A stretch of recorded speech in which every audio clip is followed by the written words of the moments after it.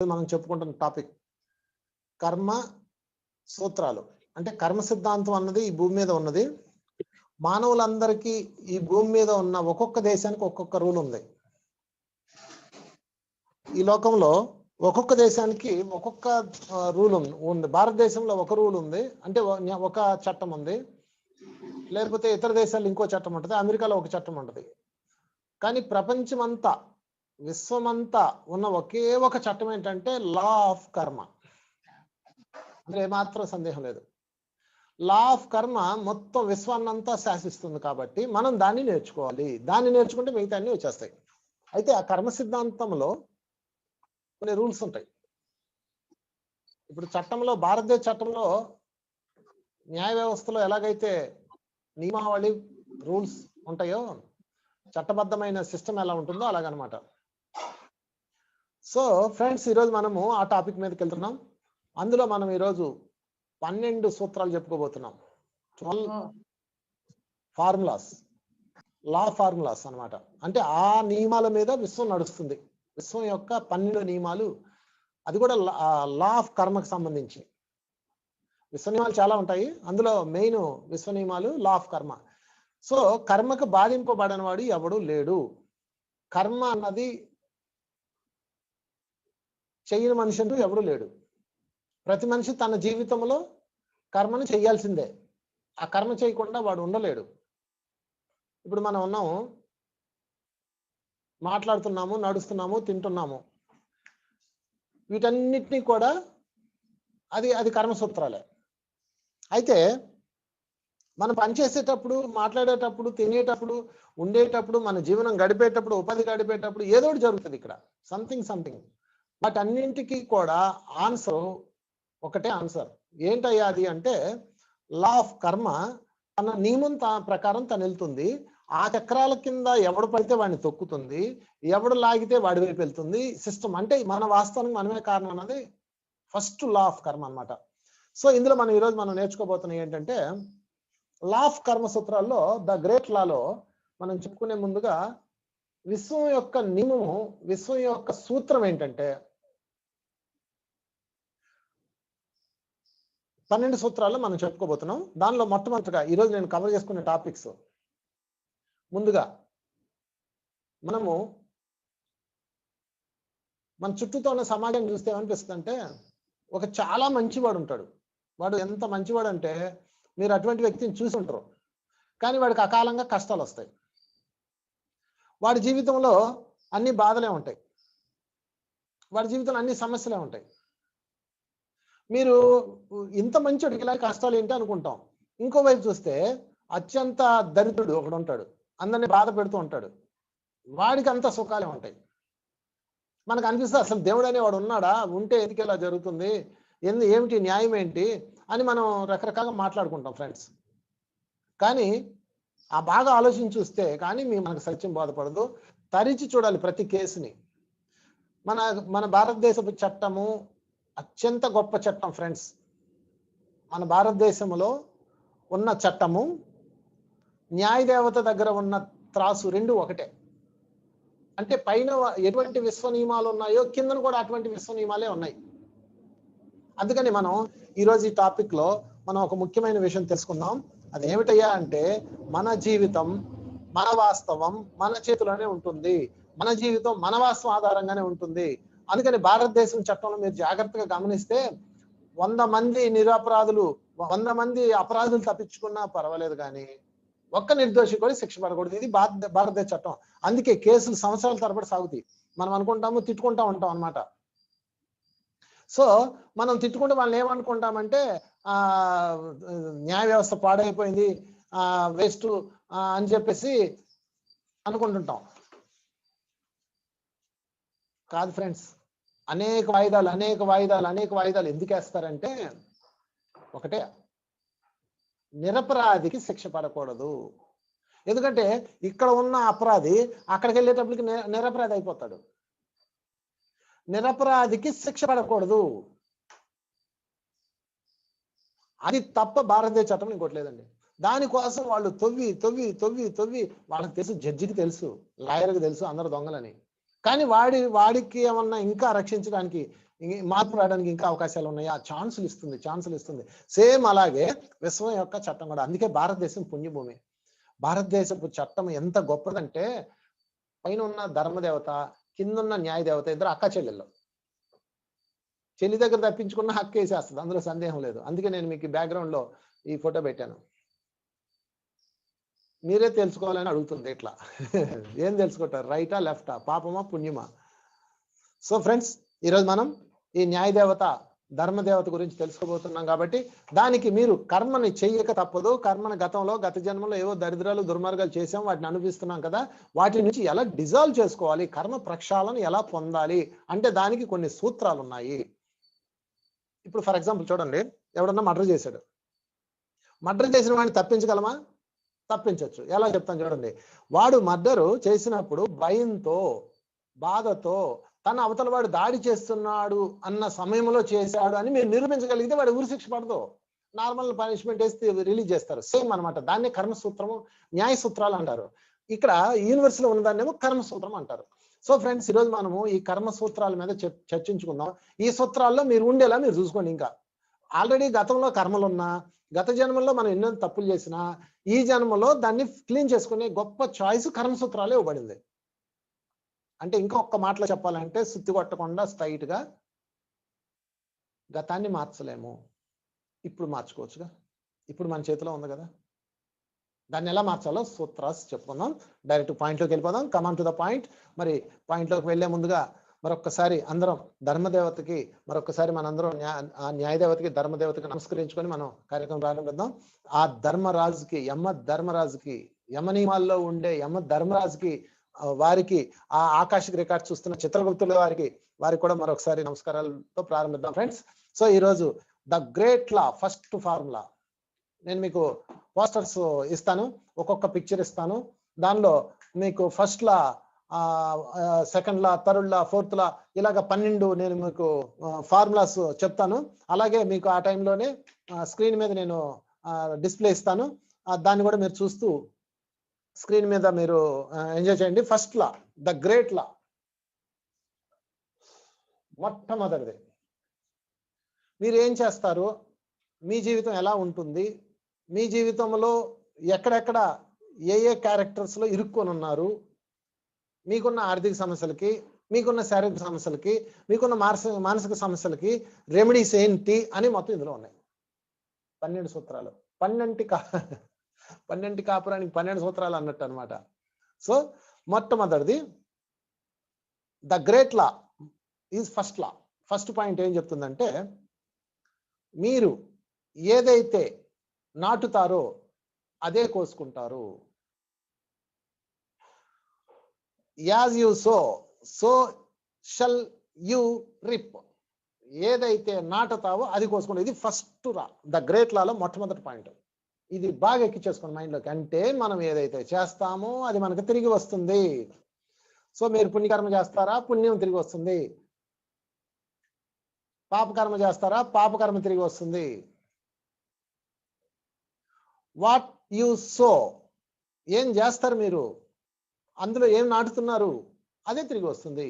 ఇది అందరికి తెలిసిందే, నేను ప్రత్యేకంగా చెప్పట్లేదు. కాకపోతే దీనిని మనం ఈరోజు విస్తారంగా చర్చించుకుందాం. ఎందుకంటే మనకు తెలుసు, అందరూ తెలుసు, పుణ్యం చేస్తే పుణ్యం వస్తుంది, పాపం చేస్తే రోగం వస్తుంది, పుణ్యం చేస్తే భోగం వస్తుంది. ఎవరికి తెలియదు, చిన్నపిల్లాడు కూడా తెలుసు. అబ్బా అనవసరంగా బుద్ధి లేని పని చేశాను రా అనుకుంటాడు కాలినాక. ఇది మొదటి ఫార్ములా, ద గ్రేట్ లాలో మొదటి ఫార్ములా. మీరు బాగా ఎక్కించుకోండి. ఏమి నాటుతామో అది తిరిగి వస్తుంది. ఇది మొదటిది. రెండో పాయింట్లోకి వెళ్దాం. వెళ్ళే ముందు మొదటి పాయింట్ని ఒకసారి చెక్ చేసుకుందాం. మనము ఏది నాటుతామో అది తిరిగి వస్తుంది కదా. మరి అలాంటప్పుడు సరైనది నాటితే సరైనది తిరిగి వస్తుంది కదా ఫ్రెండ్స్. సరికానిది ఎందుకు నాటాలి మనం? ఇది చాలా బాగా ఎక్కించుకోండి. మొట్టమొదటి ఫార్ములా, దీన్ని మించిన గొప్ప ఫార్ములా ఇంకోటి లేదు.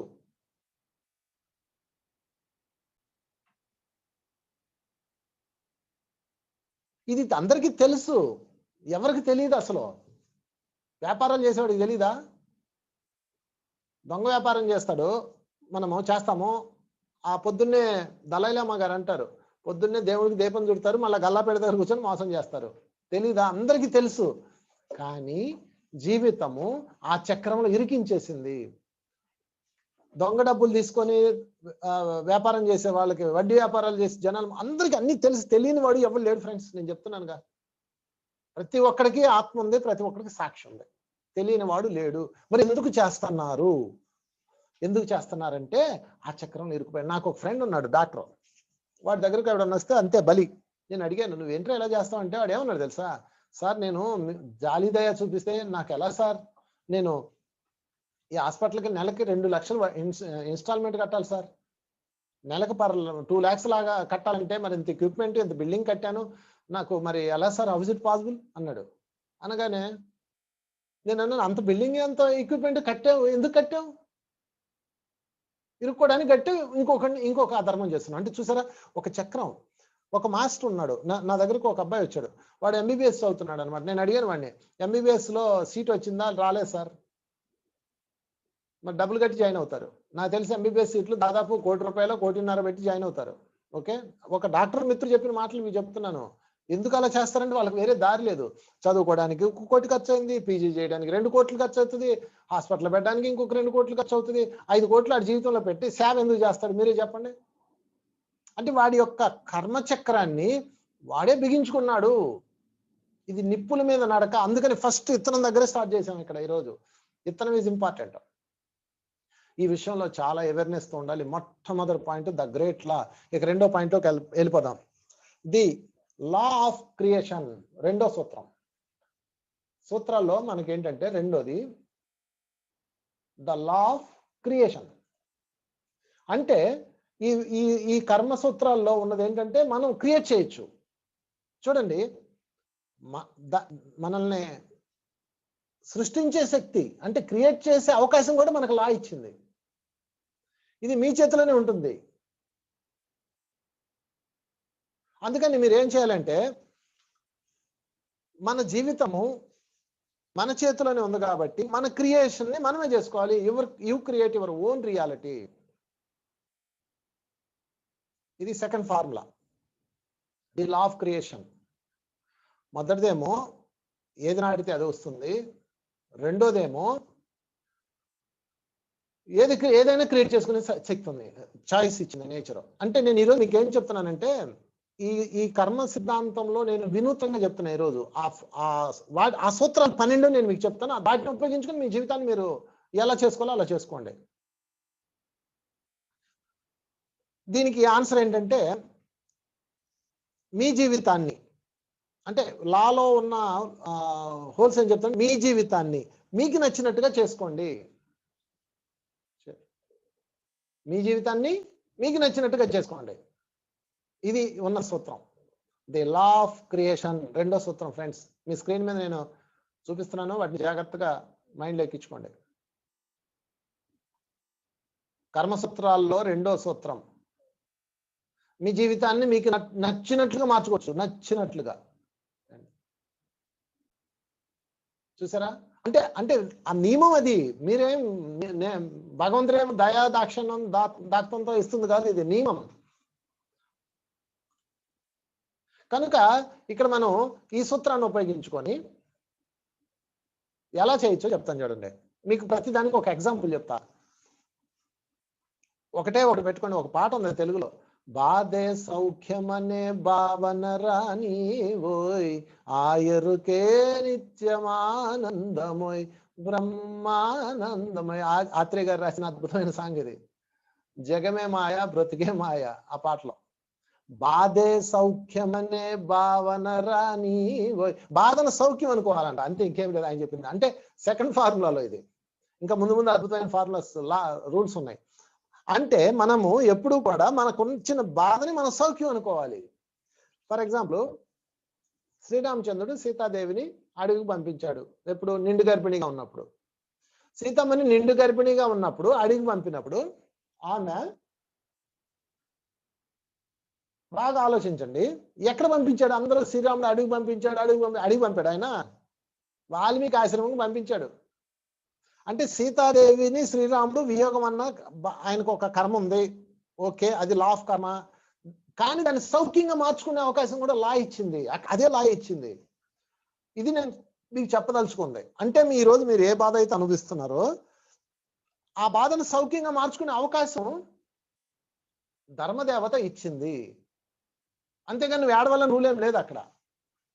శ్రీరామచంద్రుడు ఏం చేశాడు, సీతాదేవిని తీసుకెళ్లి వాల్మీకి ఆశ్రమంలో పెట్టాడు. వాళ్ళ తమ్ముడు అడుగుతాడు, ఎందుకు వాల్మీకి ఆశ్రమంలో పెట్టావని. అప్పుడు ఆయన ఏం చెప్తాడంటే, ఈమె అందా ఎక్కడ అంతఃపురంలో. నిజంగా ప్రతి స్త్రీ గర్భవతిగా ఉన్నప్పుడు పిల్లలకి జన్మనిచ్చేటప్పుడు చాలా శాంతంగా ఉండాలి. ఎంత శాంతంగా ఉంటే అంత అద్భుతంగా పిల్లలు పడతారు. టెన్షన్తో, ఏడుస్తూ, గడవలతో, బాధలతో ఉంటే ఎలాంటి వాళ్ళు పడతారు? రాక్షసులు పడతారు. కానీ అక్కడ సీతాదేవి శాంతంగా ఉండాలంటే which is the best place? మీరే చెప్పండి. అంతఃపురంలో ఎంతమంది అత్తలామకే? మామూలు స్త్రీకే చావు కొడతారు. మీ అమ్మగారిది ఏమి ఇచ్చింది, మీ అమ్మగారు సారి తేలేదు, మీ అమ్మగారు పంచదార చిలకలు పంపలేదు, లేకపోతే బట్టలు పెట్టలేదు, ఎన్ని గొడవలో పాపం ఆడవాళ్ళకి పుట్టింటి దాన్ని ఏమంటారు ఆ డెలివరీ టైంలో. మనశ్శాంతి ఉంటుందా? మీరు చెప్పండి. అందుకని శ్రీరాముడు తనకున్న కర్మని, అంటే ఆ వియోగము, భార్యాభర్తల వియోగం అన్న లా ఆఫ్ కర్మని బ్రేక్ చేయకుండా, మళ్ళీ దానికోసం ఏదో సిద్ధులు చేసి ఆయన తలుచుకుంటే ఏదో చేసుకోవచ్చు కదా. ఆయన ఎంతో మంది ఋషులు ఉన్నారు ఆయన గురువులుగా. కానీ ఏం చేయకుండా ఈ సూత్రాన్ని ఉపయోగించుకొని క్రియేషన్ చేసుకున్నాడు. అంటే తీసుకెళ్లి వాల్మీకి ఆశ్రమంలో పెట్టాడు. ప్రశాంతమైన ప్లేసు, సెలయేళ్ళు, జింకలు, నెమ్మళ్ళు, సీతాదేవి హాయిగా. మళ్ళీ సీతాదేవి భర్త దూరంగా ఉంది కదా, అందుకని హాస్టల్ జర్నీ చేసి ఆయన కలుసుకొని మళ్ళీ వస్తుండేది. చూసారా? అంటే కర్మని సుకర్మగా మార్చుకున్నాడు. బట్ కర్మ ఇస్ దేర్, అందులో సందేహం లేదు. ఒక కర్మ ఉంది. కర్మని దాన్ని ఎలా మార్చుకున్నాడంటే క్రియేషన్, తన యొక్క క్రియేషన్తో తన జీవితాన్ని తనకు నచ్చినట్టు మార్చుకున్నాడు. కానీ కర్మ అయితే ఉంది. ఇది బాగా అర్థం చేసుకోవాలి మీరు. అంటే మీకు కూడా ఒక కర్మ ఉంది, ఒక దరిద్రం ఉంది. మీ అత్తగారు ఉన్నారు. సరే, ఇంకొక ఎగ్జాంపుల్ చెప్తా మీకు. శ్రీరాముడు అంటే ఆయన గొప్పోడు అంటారు. ఒక ఆమె ఎగ్జాంపుల్ చెప్తా.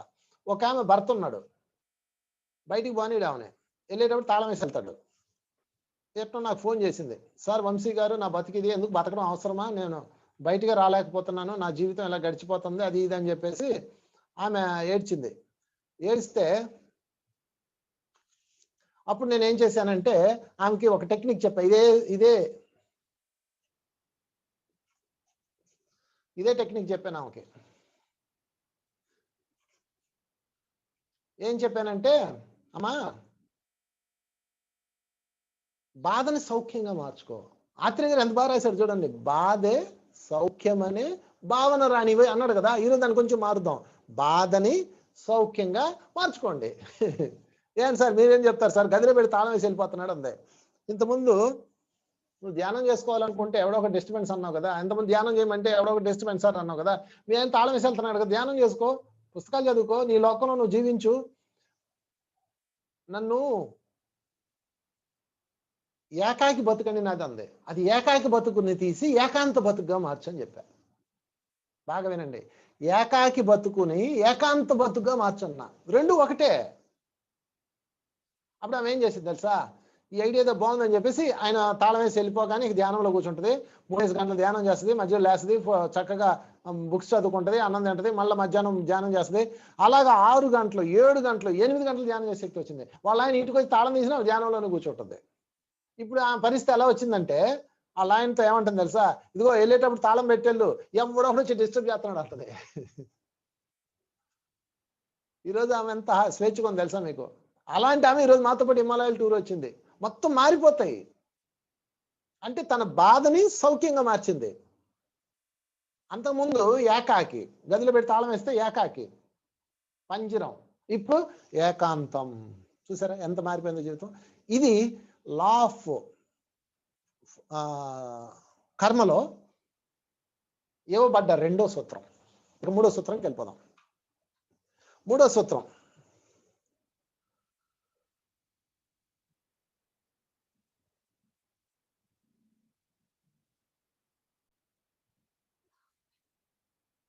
లా ఆఫ్ హ్యుమానిటీలో మూడో సూత్రంలోకి వెళ్ళిపోదాం.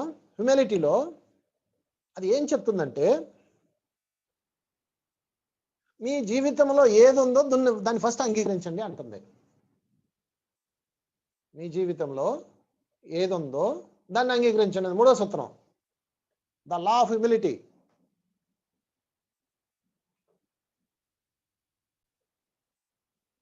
ఓకే ఫ్రెండ్స్, అంటే ఏంటి? దీన్ని accept as it is condition అని కూడా అనొచ్చు. 3వ సూత్రం. ఈ సూత్రంలో మీ పెయిన్ మాయమవుతుంది. మొదటి సూత్రంలో బాధను సౌఖ్యంగా, రెండో సూత్రంలో బాధను సౌఖ్యంగా మార్చుకోవచ్చు. మూడో సూత్రంలో మీ జీవితంలో ఏది జరిగిందో ఫస్ట్ దాన్ని అంగీకరించండి. అంగీకరించక ఏం చేస్తాం, ఇది వేరే విషయం. అందరూ అంటారు అంగీకరించినప్పుడే ప్రెజర్ స్టార్ట్ అవుతుంది. నా జీవితం చూసారా ఎంత నాశనం అయిపోయిందో, నేను అప్పుల పాలైపోయిన నాయనో, నాకు జబ్బు వచ్చేసింది నాయనో అనుకోవడం కన్నాను, వచ్చింది దాన్ని ఏం చేద్దాం అన్నది నెక్స్ట్ ఆలోచన వస్తాయి. అసలు మీరు అంగీకరించలేదు అనుకోండి, ఇంకా మొత్తం ఒక భయం వచ్చేస్తుంది, ఒక బాధ వచ్చేస్తుంది, ఆత్మహత్య చేసుకుంటాం. ఇప్పుడు ఫర్ ఎగ్జాంపుల్ అప్పుల పాలైపోయారు మొత్తం, దాన్ని అంగీకరించండి, మళ్ళీ అక్కడ కూడా మీకు సౌఖ్యం ఇవ్వబడుతుంది. ఇంకో ఎగ్జాంపుల్ చెప్తాను మీకు దీని మీద. సీతాదేవిని రావణాసుడు పట్టుకుపోయాడు.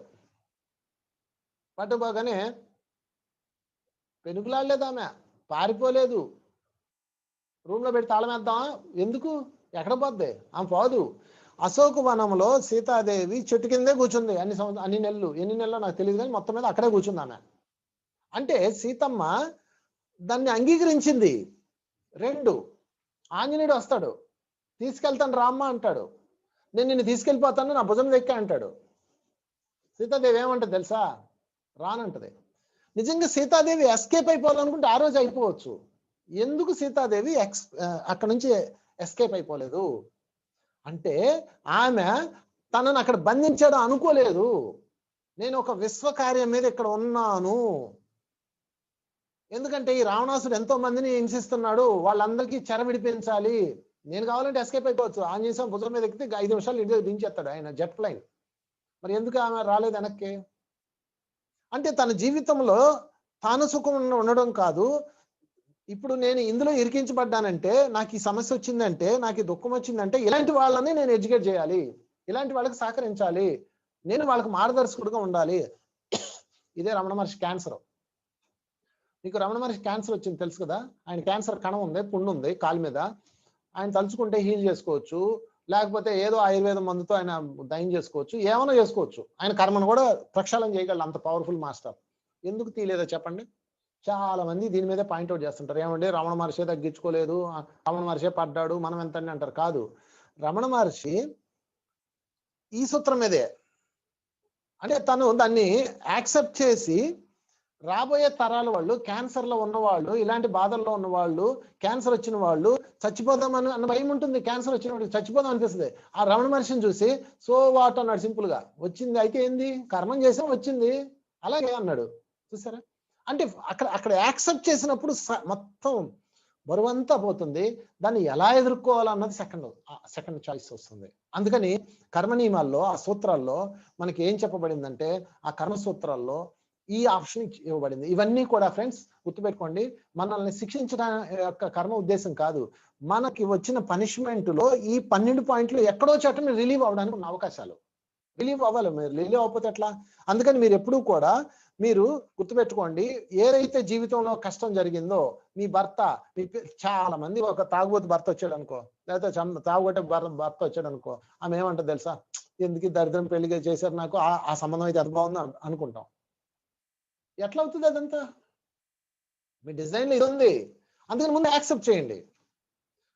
నాకు అనారోగ్యం దానివల్లే వచ్చింది, నాకు తినడం వల్ల ఎలా అయిపోయాను, అలా వాడి వల్ల ఎలా అయిపోయాను, వాడి వల్లే నష్టం వచ్చింది, దానివల్ల మీరు కొత్త కర్మను క్రియేట్ చేసుకుంటున్నారు. అలా కాకుండా నా జీవితంలో ఏదో ప్రారంధం ఉన్నది, ఇది క్రియేట్ అయింది, దాని మీదే మీరు పెట్టుకోవాలి. సో ఇది 3వ పాయింట్. ఇక 4వ పాయింట్కి వెళ్దాం. The law of growth. 4వ సూత్రం ఇవ్వబడింది మనకి విశ్వ నియమాల్లో, కర్మ సిద్ధాంతం అన్న చాప్టర్ లో, ద లా ఆఫ్ గ్రోత్. అంటే మనము, మన జీవితము మన చేతిలోనే అభివృద్ధి చెందించబడుతుంది. లా ఆఫ్ గ్రోత్ ఉపయోగించుకొని మనం ముందుకెళ్ళిపోవచ్చు. ఎలా చెప్పమంటారు ఫ్రెండ్స్? ఒకే ఒక్క దారి, ఒక కర్మ, ఒక బాధ అనిపించేటప్పుడు ఒకే మాట అనుకోండి, నేను ఏదో నేర్చుకోవడానికే వచ్చింది,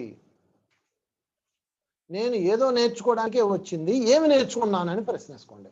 దాని పేరే మన స్వచ్ఛమైన తెలుగు భాషలో పరివర్తన.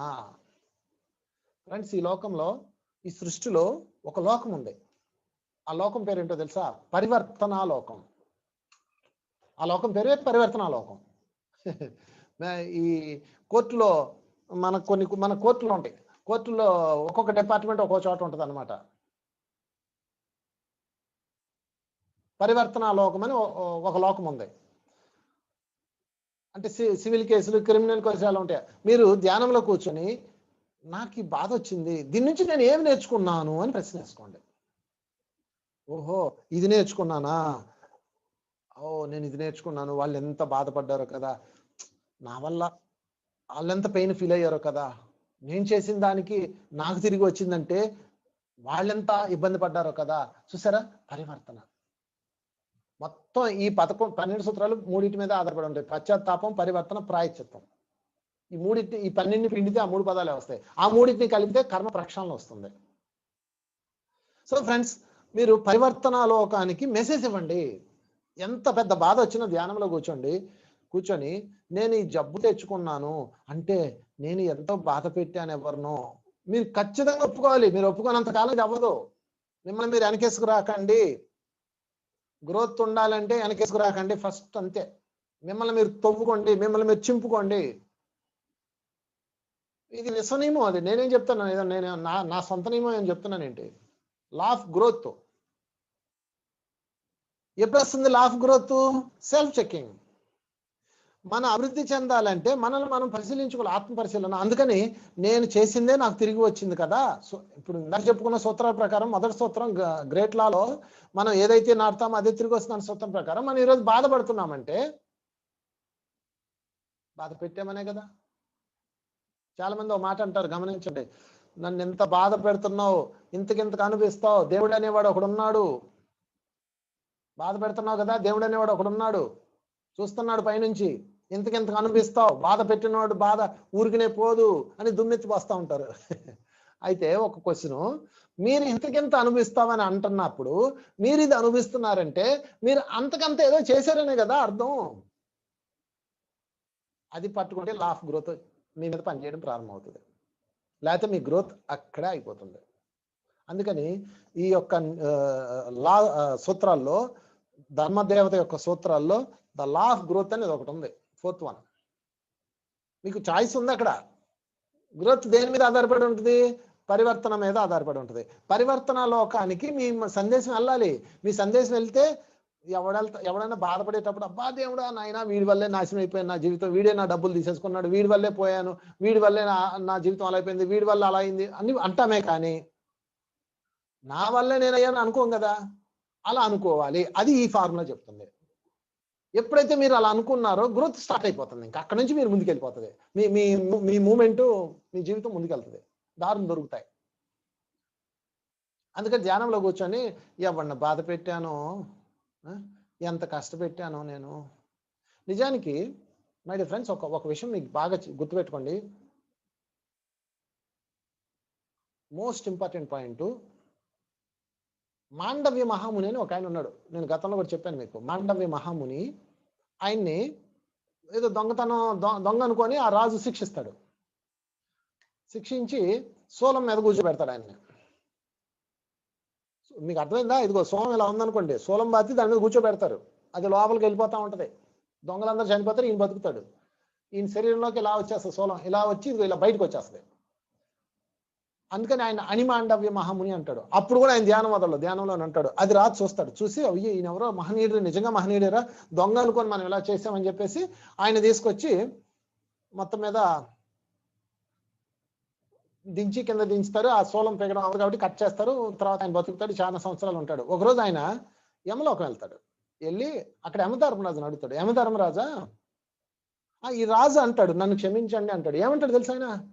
నా ప్రారంధం వల్ల నేను అనుభవించాను. నువ్వు నాకు సూలదండనం ఎందుకు వేసావు? ఉత్తి పుణ్యానికే దొంగలు వెళ్తా నా ఆశ్రమంలో డబ్బులు పడేయడం ఏంటి? నువ్వు వాళ్ళతో పాటు నన్ను కూడా సూలం మీద ఎక్కించడం ఏంటి? ఆ సమయంలో నేను మౌనవ్రతంలో ఉండడం ఏంటి? మాట్లాడకుండా ఉండడం ఏంటి? నీ డ్యూటీ నువ్వు చేసావు ఆయన అంటాడు. ఒక్క మాట కూడా ఉండవు మాండవ్య మహాముని రాజుని. ఎంత అద్భుతమైన స్టోరీ తెలుసా మాండవ్య మహాముని స్టోరీ మై డియర్ ఫ్రెండ్స్. సరే, అతను ఆ మాండవ్య మహాముని ఆ రాజుని ఏమండవు, ఓకే. కానీ యమలోకం వెళ్తాడు ఒకరోజు, సాధన చేస్తాడు కదా ఆయన, వెళ్తాడు. వెళ్ళి యమధర్మరాజుతో పిచ్చపాటి మాటలు మాట్లాడుతూ అద్భుతమైన విశ్వనియమాలు అయ్యి మాట్లాడుతూ ఈయన వచ్చాడని మంచి సీట్ వేస్తాడు, ఆయన కూర్చోబెడతాడు. ఈయన మెల్లో ఇలా సోలం బయటకు వచ్చి ఉంటారు కదా, యమధర్మరాజు దాన్ని చూస్తా మహాముని ఏంటది అంటాడు. ఏంటదంటే నువ్వు వేసిన శిక్షే కదా అంటాడు. అవునా, ఒక నిమిషం ఉండు, నీ రికార్డ్ ఏంటో చూద్దాం, టికెట్ ఓపెన్ చేస్తాడు. ఆయన అడుగుతాడు, అసలు నేను ఏం చేశానని నాకు ఈ శిక్ష పడిందో చెప్పు అంటాడు.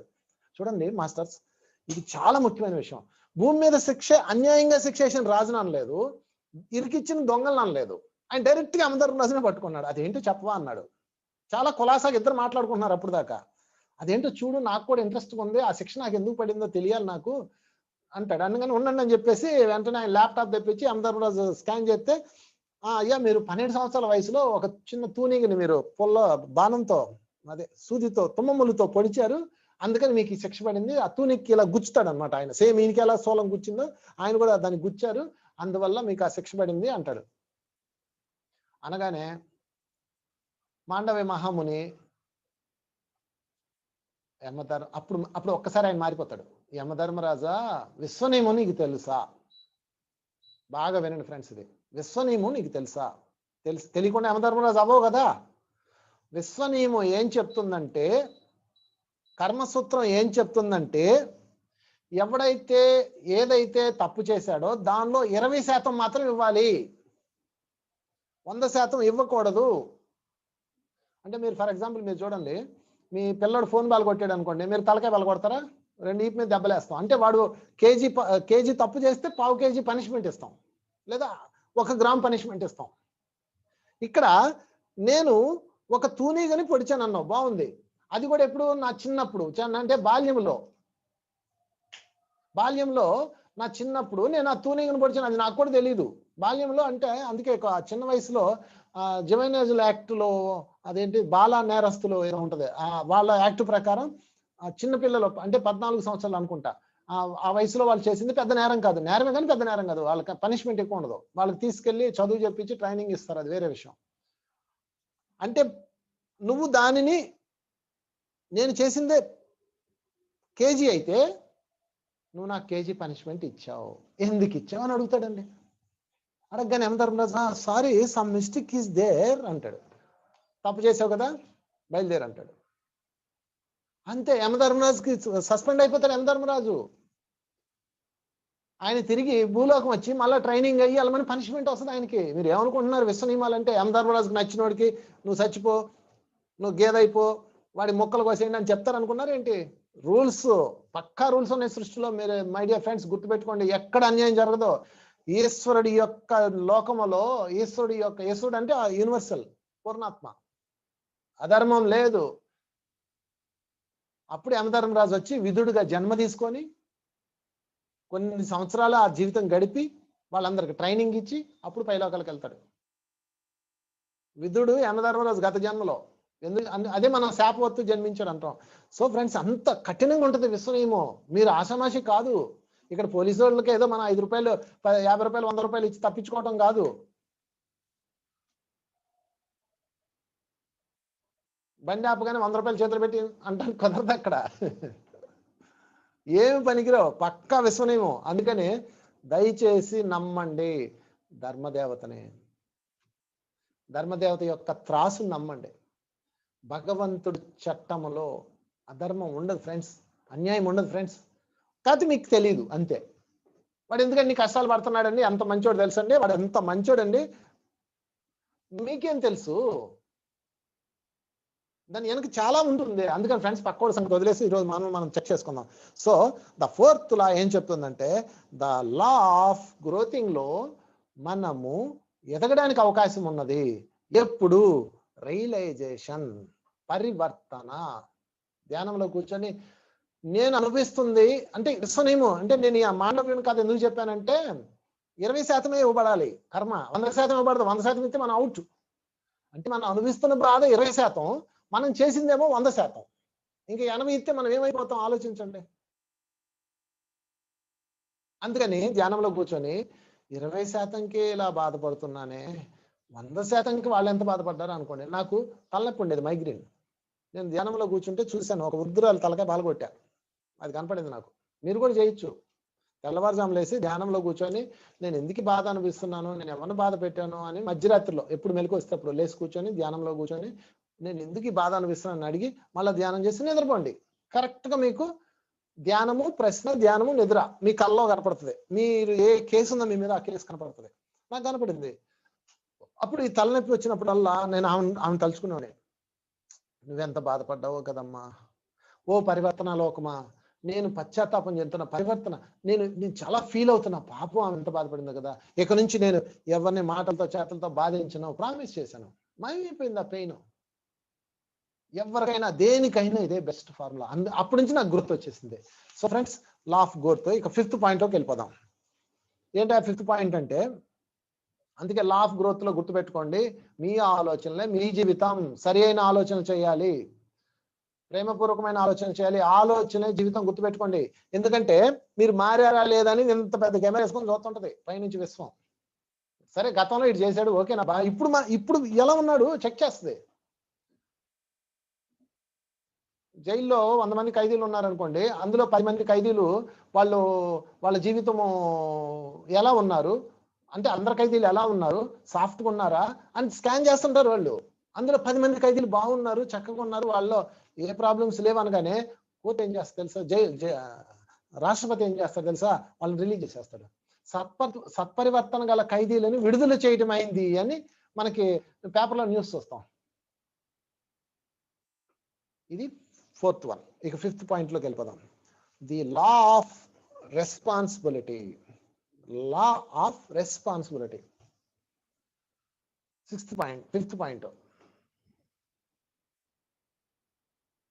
మీ జీవితంలో మంచి జరిగిన చెడు జరిగిన దానికి మీరే బాధ్యులు. ద లా ఆఫ్ రెస్పాన్సిబిలిటీ బాగా గుర్తుపెట్టుకోండి. ఇది విశ్వంలో ఉన్న నియమం. ఇది నేను చెప్తున్నాయి కదా, ఇవేవి ఎవరు చెప్పినా, ఆయన చెప్పినా, ఈయన చెప్పినా, నేను చెప్పినా, ఎవరు చెప్పినా, మీ జీవితంలో మంచి జరిగినా చెడు జరిగినా దానికి మీరే బాధ్యులు. అందుకని ఈ రెస్పాన్సిబిలిటీని, గతంలో చెడు జరిగింది కాబట్టి మనం చెడు అనిపిస్తున్నాం. ఇప్పుడు ఈరోజు మనకున్న శారీరక బాధలు, మానసిక బాధలు, ఆర్థిక బాధలు గతంలో జరిగినాయి కాబట్టి ఈరోజు అనిపిస్తున్నాం. సో ఇప్పుడు రెస్పాన్సిబిలిటీని మార్చండి. సో రెస్పాన్సిబిలిటీని ఎప్పుడైతే మీరు మార్చారో మొత్తం జీవితం అమృతమయం అయిపోతుంది. రెస్పాన్సిబిలిటీ తీసుకోండి. మీరు మీ పక్కవాడి జీవితాన్ని మీరు రెస్పాన్సిబిలిటీ తీసుకోండి. ఈ భూమి మీద కష్టపడే వాళ్ళకి రెస్పాన్సిబిలిటీ తీసుకోండి. మీకు దీని మీద ఎగ్జాంపుల్ చెప్తా. ఆంజనేయ స్వామి చెప్పిన కర్మ సిద్ధాంతం. ఆంజనేయ స్వామి కర్మ సిద్ధాంతం చెప్తాడు శ్రీరాముడికి. యాక్చువల్గా శ్రీరాముడు ఆంజనేయుడికి చెప్పినట్టు ఉంటుంది, కానీ ఇక్కడ ఆంజనేయుడు శ్రీరాముడు చెప్తాడు. ఎలాగో చూడండి, ఎక్కడో చదివాను నేను, ఒక గొప్ప మాస్టర్ రాశాడు. శ్రీరాముడు సీతాదేవిని కోల్పోయి అడవిలో బాధపడుతూ నడుస్తూ ఉంటాడు. లక్ష్మణుడు అండ్ శ్రీరాముడు. వాలి సుగ్రీవుడు, మీకు కథ మీకు తెలుసు కదా. వాలి ఏం చేస్తాడంటే సుగ్రీవుని తరిమేస్తాడు, తమ్ముడిని, వాడి భార్యని లాక్కొని. సుగ్రీవుడు తమ్ముడిని కొట్టేసి వాడి భార్యని లాక్కొని, ఆమె తార అనుకుంటా, ఐ థింక్ ఆయన భార్య, సరే ఏదో మొత్తం మీద ఆ వాలి భార్య వాళ్ళని మొత్తం అంతా పెట్టుకొని ఆ తమ్ముడిని తరిమేస్తాడు. అక్కడ ఒక ప్లేస్కి వెళ్ళిపోతాడు ఆయన. అక్కడైతే సెక్యూరిటీ ఉంటుంది. ఆయనతో పాటు ఆయన అసిస్టెంట్. యాక్చువల్గా ఆంజనేయుడు శ్రీరాముడికి సంబంధించినోడు కాదు, సుగ్రీవుడికి సంబంధించినాడు. సుగ్రీవుడు అసిస్టెంట్, ఆయన మేనేజరు. వాళ్ళిద్దరూ అక్కడ ఉంటారు. వాళ్ళిద్దరూ ఇంకో ఆయన బ్యాచ్ అంతా ఒక 5-6 మొత్తం మీద. అప్పుడు శ్రీరాముడు చూసి ఆంజనేయుడు ఏం చేస్తాడంటే, ఆంజనేయుడు అడవిలో పొలాలు ఏరుకురావడానికి వెళ్తాడు. అప్పుడు శ్రీరాముడు చూస్తాడు. చూడగానే ఆ వర్చస్సు, సౌందర్యం ఇంకా అక్కడితో కనెక్ట్ అయిపోతాడు. ఒక్కొక్కరితో అలా కనెక్ట్ అయిపోతాం అంతే. వాళ్ళ చైతన్యం వీళ్ళ చైతన్యం లాగేసుకుంటది. సరే కనెక్ట్ అయిపోగానే అడుగుతాడు, ఏంటి మీ బాధ ఏంటి, ఎక్కడి నుంచి వస్తున్నారు అని అడిగితే, అప్పుడు నేను ఇలాగ పలానా వంశం మాది, పలానా మా నాన్నగారు, పలానా జీవితం, ఎందుకు అన్నయ్య అంత దుఃఖంలో ఉన్నాడు అని. ఆయన చూస్తే చాలా డల్గా ఉన్నాడు, చాలా బాధలో ఉన్నాడు. అంటే అప్పుడు చెప్తాడు, మా వదిన్ని ఒకడు రావణాసుడు ఒకడు ఎత్తుకుపోయాడు, ఇలా జరిగింది, మా వదిన గారిని ఎత్తుకుపోయారు అంటాడు. అప్పుడు ఆంజనేయ స్వామి డైరెక్ట్ శ్రీరాముడి దగ్గరికి వెళ్ళి ఏం చెప్తారు తెలుసా? శ్రీరామ, నీ భార్య పోయిందంటే ఎవరు కారణం? నువ్వే కారణం. నీ గత జన్మలో ఎక్కడో ఇంటర్లింక్స్ ఉంటాయి, లా ఆఫ్ కర్మ అది. నిజమే అది. ఆయన శ్రీహరిగా ఉన్నప్పుడు చేసిన ఒక ఒక ఒక యాక్టివిటీస్ వాళ్ళని తిరిగి అనుభవించాల్సి వస్తుంది. అది వేరే సబ్జెక్ట్, అటు వెళ్ళొద్దు. కనుక నీ భార్య పోయింది మొదటి పాయింట్. నువ్వు భార్య పోయిన వాడి యొక్క రెస్పాన్సిబిలిటీ తీసుకో, నీ భార్య నీకు తిరిగి వస్తుందని చెప్తాడు. ఫ్రెండ్స్, దీన్ని మించిన అద్భుతమైన ఫార్ములా లేదు. ఆంజనేయ స్వామి ద లా ఆఫ్ రెస్పాన్సిబిలిటీ అన్న సూత్రం ఉపయోగించుకుని శ్రీరామచంద్రుడికి చెప్పాడు. అప్పుడు ఎవరు పారిపోయింది అంటాడు. మా సుగ్రీవుడు వాళ్ళ అన్న బలవంతుడు వాడి భార్యను లాక్కొని రాజ్యాన్ని లాక్కొని బయటికి తరిమేశాడు. వాడి భార్య పోయి ఏడుస్తున్నాడు. మీరు వెళ్ళండి, మీ దగ్గర బలం ఉంది, మీ బలాన్ని ఉపయోగించి మీరు రెస్పాన్సిబిలిటీ తీసుకోండి. రెస్పాన్సిబిలిటీ తీసుకొని అతని భార్యని అతనికి ఇడిపించి ఇవ్వండి. మీ దగ్గర బలం ఉంది, వాడి దగ్గర బలం లేదు కదా. ఆ బలాన్ని ఆయుధంగా చేసి రెస్పాన్సిబిలిటీ ఇవ్వండి, తీసుకోండి అతని జీవితం కోసం. మీ భార్య మీకు తిరిగి వస్తుందని చెప్తాడు. వెంటనే శ్రీరామచంద్రుడు వెళ్ళి ఎవడు గోలాడి నాకెందుకు, నేనే నా బాధతో నేను చేస్తుంటే చెస్ అని వెళ్ళిపోలేదు. వెళ్ళిపోయింటే సీతాదేవి దొరికేది కాదు. శ్రీరామచంద్రుడు తన భార్య పోయిందన్న బాధలో వెంటనే ఏం చేశాడు? మరి వాడు ఎంత బాధపడుతున్నాడు కదా, నాలాంటి బాధే కదా వాడిది కూడా. నేనన్నా నేను కాస్త తేరుకున్నాను, పాపం వాడు ఎంత ఏడుస్తున్నాడో, నాకు ఆ శక్తి ఉంది, తేరుకునే శక్తి అని చెప్పేసి శ్రీరామచంద్రుడు వెంటనే ఆ రెస్పాన్సిబిలిటీ తీసుకుంటాడు. రెస్పాన్సిబిలిటీ తీసుకొని సుగ్రీవుడితో మాట్లాడతాడు. మీ అన్నను పిలువు అంటాడు. పిలుస్తాడు. ఇద్దరు యుద్ధం చేసుకోండి అంటాడు. అప్పుడు శ్రీరామచంద్రుడు బలం తోడు చేస్తాడు. అంతే, వాలిని వేసేస్తారు. వాలిని వేయగానే అప్పుడు అది వేరే కదా, వాలి చనిపోతాడు. చనిపోయిన తర్వాత ఆ రాజ్యాన్ని తన భార్యని అప్పచెప్పేస్తాడు.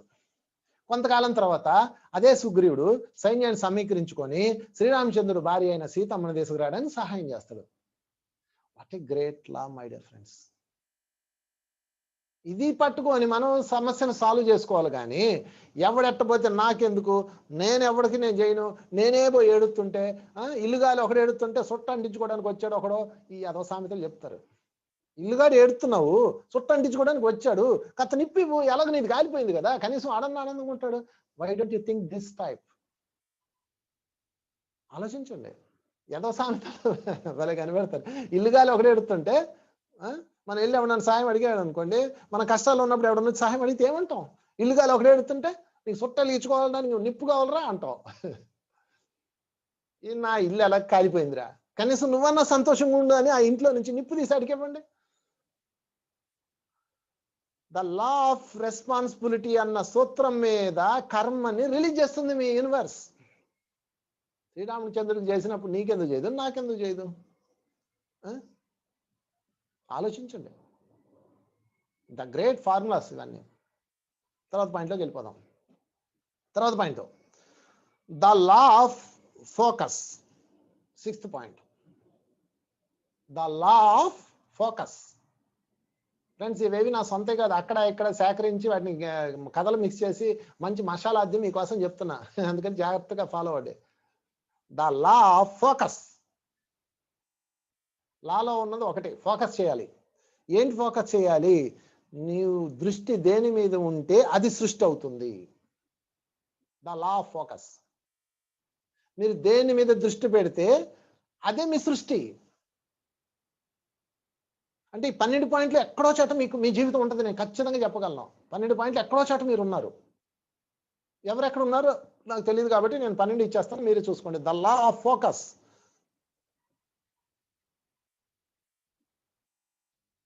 మీ దృష్టి దేని మీద ఉంటే అదే మీ సృష్టి అవుతుంది, అందులో సందేహం లేదు ఫ్రెండ్స్. అందుకని సరి చేయాల్సింది దృష్టిని కాదు, సృష్టిని కాదు, దృష్టిని. మీకు కావాల్సిన దాని మీద, మీ లక్ష్యం మీద మాత్రమే దృష్టి పెట్టండి. కావాల్సిన దాని మీద, లక్ష్యం మీద. ఇది 7th ఫార్ములా చెప్తుంది, the law of focus. 6th 7th కొంచెం పేర్లు అటు ఇటు మారుతాయి, నో ప్రాబ్లం. సో ఫ్రెండ్స్, ఇప్పుడు మళ్ళీ పాయింట్లోకి వెళ్ళిపోదాం. లా ఆఫ్ ఫోకస్ లో ఏం చెప్తుందంటే, మీకు దీన్ని అర్థం చేసుకోవాలంటే ఇంకొక ఎగ్జాంపుల్, అంటే నేను ఒక్కొక్క సూత్రానికి ఒక్కొక్క క్యారెక్టర్ చెప్పుకొని వస్తున్నా. ఇప్పుడు వరకు మనం 6 చెప్పుకున్నాం. మొదటి దానిలో పశ్చాత్తాపం చెందాలి, పశ్చాత్తాపాన్ని మించిన ప్రాయశ్చిత్తం లేదు, అందులో సందేహం లేదు. దానికి రావణాసుడిని పెట్టుకోండి. రావణాసుడు పార్వతీదేవిని భారీగా కోరుకుంటాడు. కోరుకొని ఆమె నాకు ఎలాగైనా కావాలని హడావుడి చేస్తాడు. అప్పుడు నారదుడు ఏం చేస్తాడంటే పార్వతీదేవిని, అతని భార్యని పార్వతీదేవి రూపంలో మార్చేసి ఆయనకి ఇచ్చి పెళ్లి చేస్తాడు. ఐ థింక్ మండోదరి, పేర్లు గుర్తులేవు నాకు, అదే మండోదరి ఇచ్చి పెళ్లి చేస్తాడు. పెళ్లి అయిపోయిన తర్వాత ఆమెని కాపురాన్ని తీసుకొస్తే మండోదరికి మారిపోద్ది.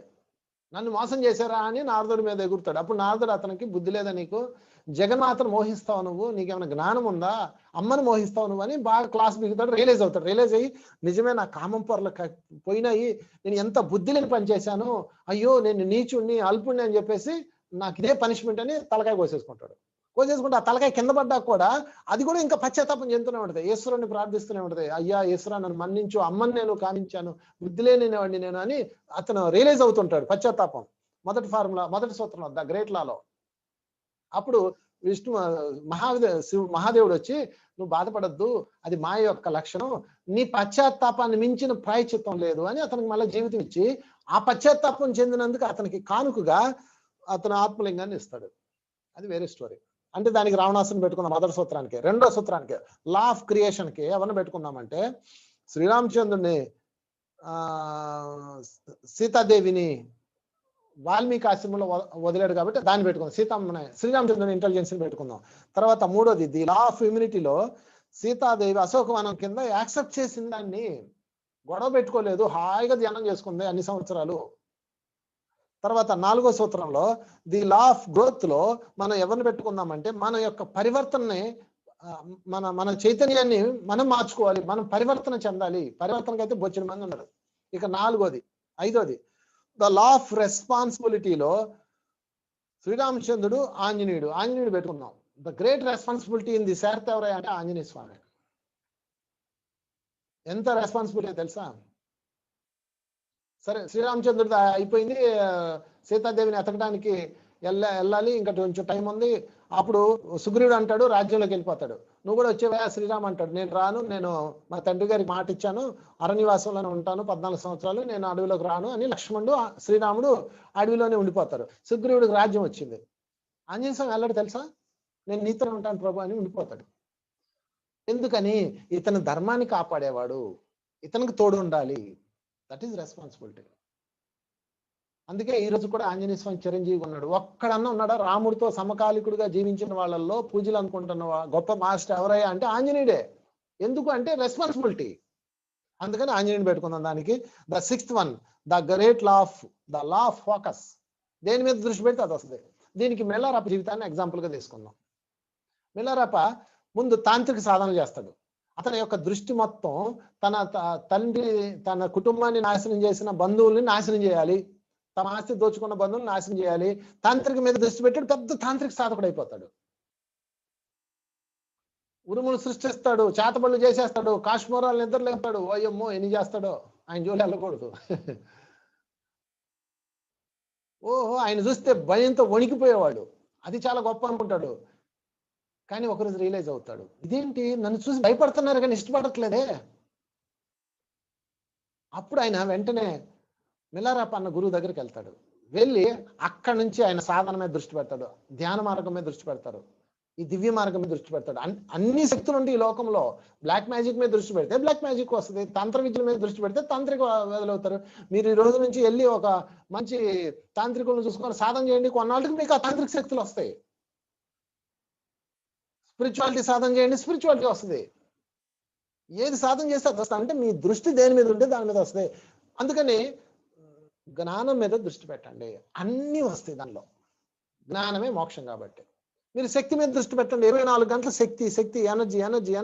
అప్పుడు ఎనర్జీస్ ఎలా తీసుకోవాలి, ఏ క్రిస్టల్ వాడాలి, ఏ పిరమిడ్లు వాడాలి, అది వస్తుంది. జ్ఞానం మీద దృష్టి పెట్టండి, దానికి సంబంధించిన మాస్టర్స్, దానికి సంబంధించిన మనుషులు వస్తారు. ఇలాగనమాట. అందుకని నువ్వు దేని మీద అయితే ఫోకస్ చేస్తావు అది ఇవ్వబడుతుంది అనేది ఈ కర్మసూత్రాల్లో ఉన్నది. మరొకటి తర్వాత పాయింట్లోకి వెళ్ళిపోతుంది. 7th, the law of giving. కొంచెం నెంబర్లు మారచ్చు, no problem. The law of giving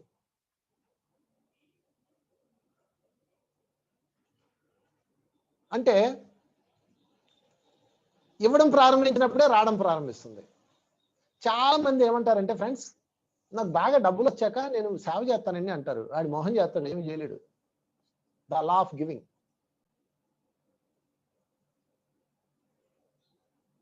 and hospitality, సేవ. ఎప్పుడైతే ఇవ్వడము సేవ చేయడం ప్రారంభిస్తామో తిరిగి వస్తుంది. ఇది విశ్వంలో ఉన్న 8th లా. కొంచెం నెంబర్లు అటు ఇటు మారుతలే, 7, 8, నో ప్రాబ్లం. సో మీరు కనెక్టివిటీలో తర్వాత పాయింట్కి వెళ్దాం. సో ఫ్రెండ్స్, దీని గురించి చెప్పుకుందాం. శంకరాచార్యుడు ఒక ఇంటికి వెళ్తాడు. వాళ్ళ ఇంటికి వెళ్ళి ఆయన ఏం చేస్తాడంటే, భవతి భిక్షాందేహి అని అడుగుతాడు. అడగగానే ఆమె ఏమంటుంది తెలుసా? బాబు, మేము అన్నం తినే 2 రోజులు అయింది, నీకేం పెట్టాలి అంటది. అనగానే ఇంకా ఆయనకి బాధ అలా రాదండి లోపల నుంచి. నేను అన్నం తిని 2 రోజులు అయింది అన్నావమ్మా? అయ్యో, నేను నిన్న అన్నం తిన్నాను, నేను రాత్రి తిన్నాను, పొద్దున్న టిఫిన్ కూడా చేశాను, నీకు తిండి లేదా? అయ్యో, ఎంత కష్టం వచ్చింది ఈ తల్లికి అని చూస్తారు. చూస్తే ఆ ఇల్లు పేదిల్లు అనమాట, కూలిపోవడానికి సిద్ధంగా ఉన్న పేద పెంకుటిల్లు. ఆల్రెడీ సగం కూలిపోయి ఉంటది, 3 పిల్లలు, భయంకరమైన స్థితిలో ఉంటది. ఇంకా ఆయన హృదయం కరిగి కనకదార స్తోత్రం చదువుతాడు. వెంటనే వాళ్ళ ఇంట్లో బంగారు పుసురుగాయలు కూర్చుని. ఇది కథ. ఈ కథలో మీకు తెలియని ట్విస్ట్ ఒకటి ఉంది, అది చెప్తా వినండి. అంటే కనకదార స్తోత్రం చదివితే డబ్బులు వచ్చేస్తాయని తెగ చదివేస్తున్నారు, ఎవరికి రాలా. అట్టయితే అందరూ ఉద్యోగాలు ఎందుకు చేస్తారు? కనకదార స్తోత్రాలు చదువుకుంటూ కూర్చుంటారు, ఎందుకు బిజినెస్లు చేస్తారు? కనకదార స్తోత్రంకి ఆ ఇంట్లో బంగారు పుస్తకాయలు కురవడానికి మధ్యలో ఒక సంఘటన జరిగింది, అది నేను మీకు చెప్తా వినండి జాగ్రత్తగా. లక్ష్మీదేవిని పిలుస్తాడు.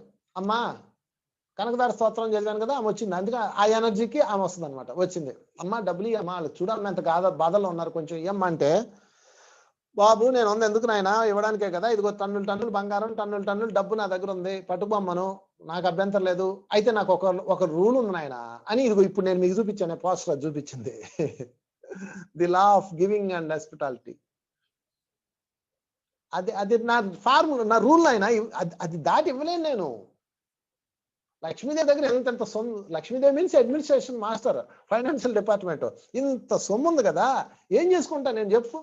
నాకు ఇక్కడ ఇరుకైపోయింది, పట్టుకోలేక చస్తున్నాను, తీసుకో. బట్ హాస్పిటాలిటీ, సేవ ఉండాలి వాళ్ళ దగ్గర, ఇచ్చే గుణం ఉండాలి. ఇది నా నియమం నాయన అంది. ఓ అంటే ఇప్పుడు ఆమె ఇస్తే నువ్వు ఇస్తావు అన్నాడు. బంగారంలాగా ఇస్తాను నాయన అంది. అయితే బంగారంలాగా బంగారం ఇస్తాను అంది. సరే మళ్ళీ వెళ్ళి మళ్ళీ అడిగాడు. ఇందాక నీకు ఇందాక ఇచ్చిందా చెప్పు, ఆమె అడిగింది. ఇందాక నువ్వు భిక్షకి వెళ్తే ఏమంది, ఇచ్చిందా? ఇవ్వలేదు కదా, ఇవ్వదానికి నేను ఎలా ఇస్తాను, అది నా రూల్ బాబు అంది. ఎందుకంటే అది సిస్టమ్ ఐడియా ఫ్రెండ్స్. ఇప్పుడు నేను చెప్తున్నా అన్ని సిస్టమ్స్. మీరు సిస్టమ్ ఫాలో అయితే రైట్ రాయలు అంతా, ఏమన్నా అడుక్కో అక్కర్లా. బ్యాంక్ వెళ్ళి ఏటీఎం మిషన్ దగ్గరికి వెళ్ళి డబ్బులు తే అంటే రావు. అందులో కార్డు పెట్టాలి, పాస్వర్డ్ కొట్టాలి, అందులో డబ్బులు ఉండాలి, అప్పుడు వస్తాయి డబ్బులు. ఏటీఎం మిషన్ ముందు నుంచొని నాకు ఇప్పుడు నా చేతిలో 10 లక్షలు పడతాయని సంకల్పం పెట్టండి, పడతాయని చూద్దాం. పడవు. ఈ రూల్స్ పాటించాలి. రూల్స్ పక్కన పెట్టేస్తే మీ ఇష్టం వచ్చినట్టు సంకల్పాలు పెడితే అవ్వో. లా ఆఫ్ అట్రాక్షన్స్ గెట్రాక్షన్స్ ఏడేం బంద్ చేయవు. అది కూడా ఇందులోనే పార్ట్. అంటే ఎక్కడ ఏది వాడాలో అక్కడ అది వాడాలి మీరు. సరే, శంకరాచార్యుడు మళ్ళీ వెళ్తాడు. వెళ్ళి భవతి భిక్షాందేహి అంటాడు. ఇందాక చెప్పాను కదా, సిగ్గు లేదా, డబ్బు నీకు బుద్ధి లేదా, తిడతాం కదా ముష్టి వాళ్ళని, తిడతాం మనం, మన ఆస్తి అంతా వాళ్ళు ఎత్తుకుపోతాడట్టు. అప్పుడు ఆయన అంటాడు, అమ్మా ఏదో ఒకటి చూడమ్మా, ఏదో ఒకటి అంటాడు. అంటే ఆయన ఉద్దేశం ఏంటంటే, ఏదో ఒకటి ఆయన చేత ఇప్పించామనుకో ఆమెకు డబ్బులు వస్తాయని ఆయన ఉద్దేశం. చూసారా ఎంత ప్యూర్గా ఉంటారో మాస్టర్స్.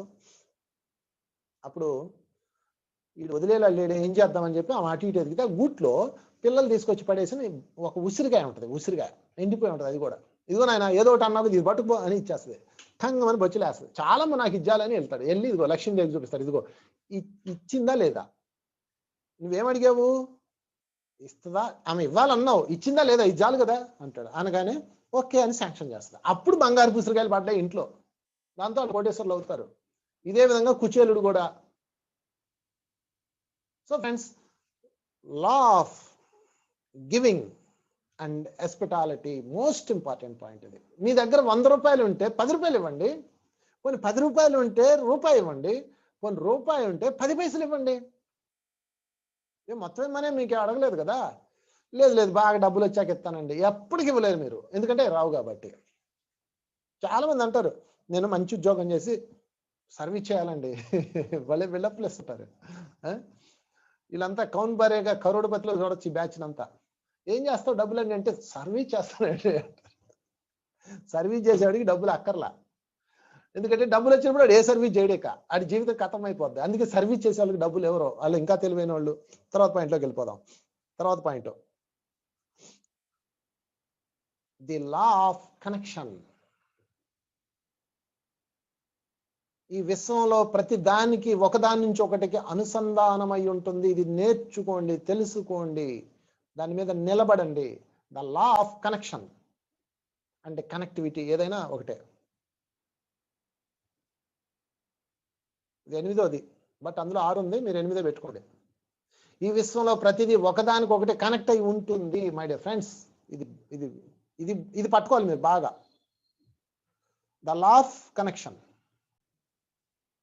ప్రతి దానికి ఒకదాన్ని ఒకటి పట్టుకొని ఉంటుంది. మీరు అనుకుంటున్నారేమో నేనే సృష్టి నడిపేస్తున్నానని. ఇంపాసిబుల్. మీరు పొద్దున్నే లేచి పేస్ట్ బ్రష్ మీద వేసుకొని పళ్ళు తోముకొని టిఫిన్ చేసి భోజనం చేసి ఆఫీస్కి వెళ్ళి మళ్ళీ రాత్రి ఇంటికి వచ్చి మళ్ళీ పడుకున్న దాకా ఎన్ని చక్రాలు తిరగాలి మీకు తెలుసా? ఈ పేస్ట్ మీదా? మీరు సంపాదించారా? ఎక్కడో ఫ్యాక్టరీలో ఎవడో కార్మికుడు తయారు చేస్తాడు. మీరు తింటున్న భోజనం మీదా? ఎవడో రైతు పండిస్తాడు. అందుకని వాడే గొప్పవాడు అనడానికి లేదు. ఇక్కడ మనము ఉండాలి, వాడు ఉండాలి. ఈ లా ఆఫ్ కనెక్టివిటీలో అందరూ ఒక చక్రము. అందుకని ప్రతి ఒక్కడు ఇంకొకరిని గౌరవిస్తూనే ఉండాలి యూనివర్స్లో. అందుకనే నేను ఒక విషయం మీకు చెప్తాను. ఎప్పుడూ కూడా మనం ఇంకొకరిని అంగీకరిస్తూ ఉండాలి. ఇది లా ఆఫ్ కనెక్టివిటీ. అంగీకరించలేదా మీరు అయిపోయారే, గుర్తుపెట్టుకోండి. ఈ అంతా వెదవలబ్బా వాళ్ళు వేస్ట్ అనకండి. వాడు కూడా కనెక్టివిటీ చక్రంలో భాగం. ఎలకని పాము తింటది. మీరు పాముని అంగీకరించరు, చంపేద్దాం అంటాం. చంపితే ఎలాగా? ఎలకల్ని ఎలా తినాలి? ఎలకలు పెరిగిపోయి పంటలు తినేస్తాయి. ఎలకని పాము తింటది, పాముని గద్ద తింటది, గద్దని ఇంకోటి తింటది. ఇదంతా చక్రం. అది ఒక్క మనిషికి మాత్రమే హింస చేసే హక్కు లేదు. ఎందుకంటే వీడికి మాత్రం అవేర్నెస్ వచ్చింది. అందుకని మనం ఎవరిని తినకూడదు. కనుక ఈ లా ఆఫ్ కనెక్టివిటీలో సృష్టిలో ఉన్న ప్రతి కనెక్టివిటీని మీరు గౌరవించాలి. ఏ ఒక్కటి సమతుల్యత చేసినా ఆ పెయిన్ మీరు అనుభవించాల్సిందే. మన మిడతల దండ వచ్చి అందరిని వేసేసింది చాలా పంటలో. ఏదో అదృష్టం మాగుండి బతికాం. ఎందుకు? దానిని కంట్రోల్ చేస్తున్న పిచ్చుకలు పక్షి జాతిని మనం చంపేసాము. రేడియేషన్స్ వల్ల అవ్వచ్చు, లేకపోతే పెస్టిసైడ్స్ వల్ల అవ్వచ్చు, ఇంకోటో. ఇదే లా ఆఫ్ కర్మ అంటే my dear friends. Law of కర్మ అంటే ఎక్కడో లేదు, ఇదే ఉంది. ఈరోజు కరోనా వచ్చి అందరం లోపల కూర్చున్నాం ఇంట్లో. ఎందుకు? ఆలోచించుకోండి. రోజుకు 300 కోట్ల జంతువులు చనిపోతున్నాయి. అన్ని నేర్పించడానికి వస్తుంది. సినిమా హాల్లో కూల్ డ్రింక్ 150 రూపాయలు, పాప్కార్న్ 100 రూపాయలు, సమోసా 70 రూపాయలు. 8 నెలల నుంచి మూసుకొని కొట్టినారు అన్ని. లా ఆఫ్ కనెక్టివిటీ ఫ్రెండ్స్, మొత్తం ముయ్యాల్సిందే. సృష్టి నియమం ఇక్కడ. పెరుగుట విరుగుట కొరకే. ఏది అతి చేసినా వేసేస్తుంది ప్రకృతి, దాన్ని మర్చిపోకండి. ఈ ప్రకృతి చూస్తుంటే ఈ కరోనా సమయంలో నాకు అర్థమైంది ఏంటంటే, పెరిగినటన్నిటిని నరికేసింది, కిందకున్నటన్నిటిని పైకి లేపింది. ఏమో జరిగినాయి అబ్బా, ఇంకా దాని అంతా చెప్తే చాలా టైం అయిపోద్ది. సో లా ఆఫ్ కనెక్టివిటీ విశ్వంలో ఉన్న మన లా ఆఫ్ కర్మలో చూడండి. ఈ 12 సూత్రాలు కేవలం లా ఆఫ్ కర్మే, మిగతా కాదు. ఇంకా మిగతా వేరే ఉంటాయి. అందుకని మనం ఈ రోజు లా ఆఫ్ కర్మ మీద చెప్పుకుంటున్నాం. ఇక తర్వాత సూత్రంలోకి వెళ్ళిపోదాం. ది లా ఆఫ్ ప్రజెన్స్ మనకు ఉపయోగపడే మోస్ట్ ఇంపార్టెంట్. అంటే ఎప్పుడూ కూడా మనం ప్రజెన్స్ లో జీవించాలి. ప్రజెంట్ ని మార్చగలగాలి, వాస్తవంలో జీవించాలి. The law of presence 9th formula.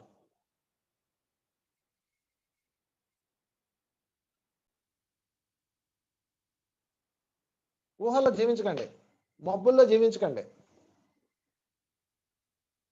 అప్పుడు మీ కర్మ సరి అవుతుంది. అందరూ మబ్బుల్లో జీవిస్తున్నాం. మబ్బుల్లో నీళ్ళు చూసి మొంతలో నీళ్ళు వంపింది. విన్నారు ఈ సామెత? మబ్బులు చూసి మొంతలో నీళ్ళు వంపిందని ఒక సామెత ఉంది. అది ఎక్కువ హిమాచల్ ప్రదేశ్ అటువైపు పుట్టింది. అది వాళ్ళకి బోర్లు ఉండవు, కొండ ప్రాంతంలో ఉంటారు. వర్షం వచ్చినప్పుడు ఆ మబ్బుల్లో వచ్చిన అంటే వర్షంలో నీళ్ళని గిన్నెల్లో తెపడాలు చెంబులు పెట్టి పట్టుకుంటారు. వాన వచ్చింది, పట్టుకుంది ఒక ఆమె. రెండో రోజు వాన రాల. అప్పుడు ఏం చేస్తారు? కొండ కిందకి వెళ్ళి అక్కడ ఉన్న నదిలోనో వాగులోనో నీళ్లు తెచ్చుకొని కొండ పైకి మోసుకొచ్చుకుంటారు. ఒక ఆమె అలాగ పాపం పొద్దంతా కష్టపడి మధ్యాహ్నం నీళ్ళు తెచ్చుకుంది. కొంచెం నీళ్ళు అయిపోయినాయి, ఇంకా ఉన్నాయి. ఈలో మబ్బులు వచ్చినాయి. మబ్బులు రాగానే ఆమె ఏం చేసింది, ఒరి మబ్బులు వచ్చేసినాయి, పొద్దున్న నీళ్లు వేస్ట్ నీళ్ళు ఇవేందుకు, మురికి నీళ్లు, మంచి తాజా వాటర్ వస్తాయని అన్ని పంపేసింది. అన్ని తెపాలాలు అన్ని గిన్నెలు డేగిసారి లైన్లో పెట్టింది. మబ్బు అలా వెళ్ళిపోయింది. మబ్బుని చూసి మొత్తలో నీళ్ళు పంపడం అంటే ఇదే బిజినెస్ రియల్ ఎస్టేట్ మీద జరుగుతుంది. ఇక్కడ ఏరోప్లేన్ వస్తుంది, ఇక్కడ ఏరోడ్రమ్ వస్తుంది, ఇక్కడ కెనాల్ వస్తుంది, అక్కడ సముద్రం వస్తుంది, చెప్పేస్తారు. అన్ని క్రియేట్ చేస్తారు, ఒక్కటి ఉండవు. మీకు అంటారు ల్యాండ్, ఆ తర్వాత మీకు అప్లోడ్ మిగులుతాడు, వాడి మీరు పోషించలేక సస్తుంటారు. ఎన్ని కథలో ఎన్ని జీవితాలు. ఈ సందర్భంగా నేను మీకు ఒక ఎగ్జాంపుల్ చెప్తా. నాకు చాలా ఇష్టమైన సంఘటన అది. ఎక్కడో చదివాను వాట్సాప్ లో. ఒక బిజినెస్ మ్యాన్ ఒక ఊరు వస్తాడు. ఒక ఊరు వచ్చి, బాబు నాకు కోతులు కావాలి, ఎవరి దగ్గర కోతులు ఉన్నాయి అంటాడు. ఆ ఊరు నిండా కోతులు ఉంటాయి అనమాట. చూడండి, ఎందుకు పనికిరాని కోతుల మీద కోట్ల రూపాయలు బిజినెస్ చేశాడు ఒకడు. ఇది నిజంగా జరిగిందో ఉత్తిని జరిగిందో తెలియదు కానీ కాన్సెప్ట్. ఒక బిజినెస్ మ్యాన్ ఒక ఊరు వస్తాడు. ఊరు నిండా కోతులు ఉంటాయి. ఊర్లో చాలా మంది పని పాట లేని వాళ్ళు అసలు హాయిగా ఉన్నారు. ఆ ఊర్లో ప్రజలందరూ సంతోషంగా ఉన్నారు. ఊరు అది వస్తారు. వచ్చి, బాబు నాకు కోతులు కావాలని అడుగుతాడు. ఊరు నిండా కోతులు ఉన్నాయి కదా, పట్టుకుపోతాడు. అనగానే, లేదు లేదు నాకు పట్టివ్వండి, కోతికి 100 రూపాయలు ఇస్తాను అంటాడు. అనగానే ఎవరు పట్టించుకోడు. కానీ 2-3 పిల్లలు పట్టిస్తారు. పట్టిగానే వాడికి 100 ఇస్తాడు. కోతికి 100 ఇస్తున్నాడని తెలియగానే మిగతా వాళ్ళు ఊరుకుంటారు కదా, వాళ్ళందరూ టక టక టక టక వాళ్ళు కూడా అదే పని చేశారు. సాయంత్రం 2 రోజులు అయ్యేటప్పటికి వాడి దగ్గర 2000 కోతులు పోగాయి. అందరికి 100 ఇచ్చాడు. మొదటి దశ అయిపోయింది. రెండో దశ, నాకు ఇంకా కోతులు కావాలి, మేము ఎక్స్పోర్ట్ చేయాలి, కోతికి 500 అన్నాడు. అనగానే వెంటనే ఏడవడం మొదలు పెట్టారు జనం. అర్రే అనవసరంగా ఇచ్చేసాం, మొన్న మన దగ్గర ఉన్న కోతి అనవసరంగా ఇచ్చేసాం. ఎందుకంటే చాలా మంది భూములు ఇచ్చేసిన తర్వాత ఏడుస్తారు. ఎప్పుడో 10 ఏళ్ల క్రితం అమ్మారు, అప్పుడే 10 లక్షలు వచ్చి ఉంటుంది. ఇప్పుడు అది ₹1 కోటి అయింది. వెళ్ళినప్పుడల్లా నా భూమి అనవసరంగా ఇచ్చానని ఏడుస్తుంటారు. ఆ రోజు నీకు 10 లక్షలు వచ్చి నీ కూతురు పెళ్లి అయిపోయింది అన్న విషయం కృతజ్ఞత ఉండవు మనిషికి. అదే కర్మ అంటే. సరే, మొత్తం మీద ఆ కోతులను పట్టిస్తారు. పట్టిగానే ఇంకొక 1000 కోతులు వచ్చేస్తాయి. మొత్తం 3000 కోతులు. నాకు ఇంకా కోతులు కావాలి, కోతికి 1000 రూపాయలు అంటాడు. అనగా నీకు జనంకి నిద్ర ఉండదు, తిండి ఉండదు. ఇంక చెప్పాలి మీకు, రియల్ ఎస్టేట్ షేర్ మార్కెట్లు అన్ని ఇవే కథలో. ఎక్కడ ఎక్కడ కోతులు ఎక్కడ తిరుగుతుంటారు. ఎవడన్నా ఊరెళ్ళగానే చూడండి, ఆ రియల్ ఎస్టేట్ పిచ్చి ఉన్నాడు, ఏం చేస్తాడు, మీ ఊళ్ళో భూములు ఉన్నాయా, ఎంత ఎంత ఎకరం పలుకుతుంది అంటాడు. వాడు పిక్నిక్ తీసుకెళ్ళినా అదే ఎంక్వైరీ. మాతో పాటు ఒకడు వచ్చాడు హిమాలయాలో. వాడు వచ్చి, ఇక్కడ ల్యాండ్ ఎంత ఉంటుంది ఎకరా అంటాడు. ఇక్కడ రియల్ ఎస్టేట్ చేస్తావా అంటాడు. ఆ పిచ్చి అనమాట అది. ఇదే మబ్బులు చేసిన కథ. ద లా ఆఫ్ ప్రజెన్స్ ఇక్కడ పనిచేస్తుంది మీకు. సరే, మొత్తం మీద కోతులన్నీ అయిపోతాయి. 4000 కోతులు వాడి దొడ్లో స్టాక్ ఉంటాయి. కోతులన్నీ అయిపోయినాయి. కోతికి డిమాండ్ పెరిగిపోయింది. ఇప్పుడు కోతికి ఇంకా కోతులు కావాలి, కోతికి 2000 రూపాయలు అంటాడు. కింద మీద పడి ఎతికితే ఒక 3 కోతులు దొరుకుతాయి. ఆ 3 కోతులు ఇస్తారు. 2000 ఇస్తాడు. ఇక చూడండి, 100 రూపాయలకి అమ్మినోడు ఏడుస్తాడు. 2000 వచ్చినాయి అంటాడు కోతికి అంటాడు. సరే, మొత్తం మీద ఈ బిజినెస్ మ్యాన్ దగ్గర 4000-5000 కోతులు ఉన్నాయి. వాడు ఊరు వెళ్ళిపోయాడు. వాళ్ళ అసిస్టెంట్ రంగంలోకి వచ్చాడు. వచ్చి, ఏమండి మా ఓనర్ గారు ఊరు వెళ్ళారు, అక్కడ డబ్బులు అవసరమైనవి, ఆయన ఇన్కమ్ ట్యాక్స్ ప్రాబ్లం వచ్చింది, ఆయనకు అర్జెంటుగా డబ్బులు కావాలి, కనుక మాకు ఇంకా కోతులు కావాలి. ఇప్పుడు మేము ఏం చేస్తున్నామంటే ఆయనకు అర్జెంటుగా డబ్బులు పంపాలి కాబట్టి నా దగ్గర ఉన్న కోతుల్ని నేను అమ్మేస్తున్నాను. కోతి ఇప్పుడు మార్కెట్లో 2000 వాల్యూ ఉంది. ఆ 2000 వాల్యూ ఎవడు పెంచాడు? ఈడే పెంచాడు. కానీ గొర్రెజనానికి ఇది అర్థం కాదు. కోతికి ఇప్పుడు 2000 రూపాయలు వాల్యూ ఉంది. నేను దీన్ని 1500కి అమ్మేస్తున్నాను, కావాల్సిన కొనుక్కోండి. రేపు మా ఓనర్ గారు రాగానే ఇమ్మీడియట్లీగా మీరు మళ్ళీ అమ్మేయచ్చు. 2000 రూపాయలు ఖర్చు, 2500 పలకచ్చు, 3000 కూడా పలకచ్చు అని ఆశ పెడతాడు. అంతే. జనం ఏం చేస్తారు? టకా టకా టకా టకా వడ్డీలకు డబ్బులు తెచ్చి 5000, 10,000, 20 కొనేస్తారు. ఒక్కొక్కడు 10 కోతులు, 20 కోతులు, 30 కోతులు కొని ఆశ కొద్ది ఇంట్లో పెట్టుకుంటారు. మంచి రేట్ వస్తుంది, వాడు రాగానే అమ్మేద్దామని. వాడు రాడు. ఒక రోజు, రెండో రోజు, మూడో రోజు, నెల రోజులు వాడు రాడు. ఇది వెళ్ళదు. కోతి ఊరుకుంటుందా? కీ కీ కీ కీ అంటది. దానికి తెల్లారలే సట్టిమని పెట్టాలి, భోజనం పెట్టాలి, పాలు పెట్టాలి. అందరూ ఇరుక్కుపోయినారు ఇలాగా. ఆ కోతి అంటే ఫైనాన్సర్. చాలా మంది రియల్ ఎస్టేట్ లో ఇక్కడ ఇది వస్తుంది, ఇక్కడ ఫ్యాక్టరీ వస్తుంది, అక్కడ అది వస్తుంది అని కొనేశారు వడ్డీలకు తెచ్చి. ఫ్యాక్టరీ రాదు, ఎయిర్పోర్ట్ రాదు, లేకపోతే ఇదిగో ఇంకోటి రాదు, ప్రత్యేక రాష్ట్రం రాదు. దాంతో అప్పులోడు ఊరుకోడు కదా, అప్పులోడు కోతి అనమాట. వీడు భార్య కన్నా రూపాయి పెట్టడు, కానీ ఆ కోతికి అట్టిపండు పెట్టాలి, లేకపోతే అది చస్తుంది, చచ్చిందంటే డబ్బులు పోతాయి, ఊరుకోదు కదా. వదిలేద్దామంటే 2000 పెట్టుకున్నాడు, 1500 పెట్టుకున్నాడు. ఎంత నరకం అనిపిస్తున్నారు తెలుసు ఈరోజు ఆంధ్ర రాష్ట్రంలో అందరూ. ఇది వరల్డ్ వైడ్ గా జరుగుతుంది దరిద్రం, ముఖ్యంగా భారతదేశంలో, అందులో ముఖ్యంగా ఆంధ్ర రాష్ట్రంలో. దీనికి కారణం ఏంటంటే అత్యాశ. దీని నుంచి ఎలా తప్పించుకోవచ్చు కూడా ఈ ఫార్ములాలో యూనివర్స్ చెప్తుంది. అదేంటంటే ద లా ఆఫ్ ప్రెజెన్స్. ఏమండి, రేపు మంచి రేట్ వస్తుందండి, రేపు సంగతి మాకు ఎందుక, ఇప్పుడు ఎంత ఉందో చెప్పానండి, రేపు వద్దు మనకి. ఒక ఆమె చాలా దరిద్రంలో జీవిస్తుంది, నా దగ్గరకు వచ్చింది. సార్ నా దరిద్రం ఎలా అండి, తినడానికి కూడా తినలేదండి, అయ్యో అయ్యో ఎంత కష్టం వచ్చిందమ్మా. ఎందుకమ్మా, నేను డబ్బులు లేవా, పోనీ ఉద్యోగం కట్టలేదా అంటే, నెలకు దాదాపు ₹1,00,000 వడ్డీలు కడుతున్నామండి. అవునా, నెలకు ₹1,00,000 వడ్డీలు కడుతున్నావా అంటే, నువ్వేదో సంపాదించి ఎక్కడో పెట్టి పోగొట్టుంటావే. అబ్బే ఏం కాదండి, పొలం కొన్నామండి. పొలం కొన్నావా, నీకు పొలం ఉందా? ఉందండి. 5 ఎకరాలు తీసుకున్నామండి, అప్పుడు దానికి వడ్డీలు అవుతున్నాయండి. ఎందుకు తీసుకున్నావు అంటే, అప్పుడు ఇల్లు కొనాల్సి వచ్చిందండి. అంటే ఇల్లు కూడా ఉందా? ఉందండి.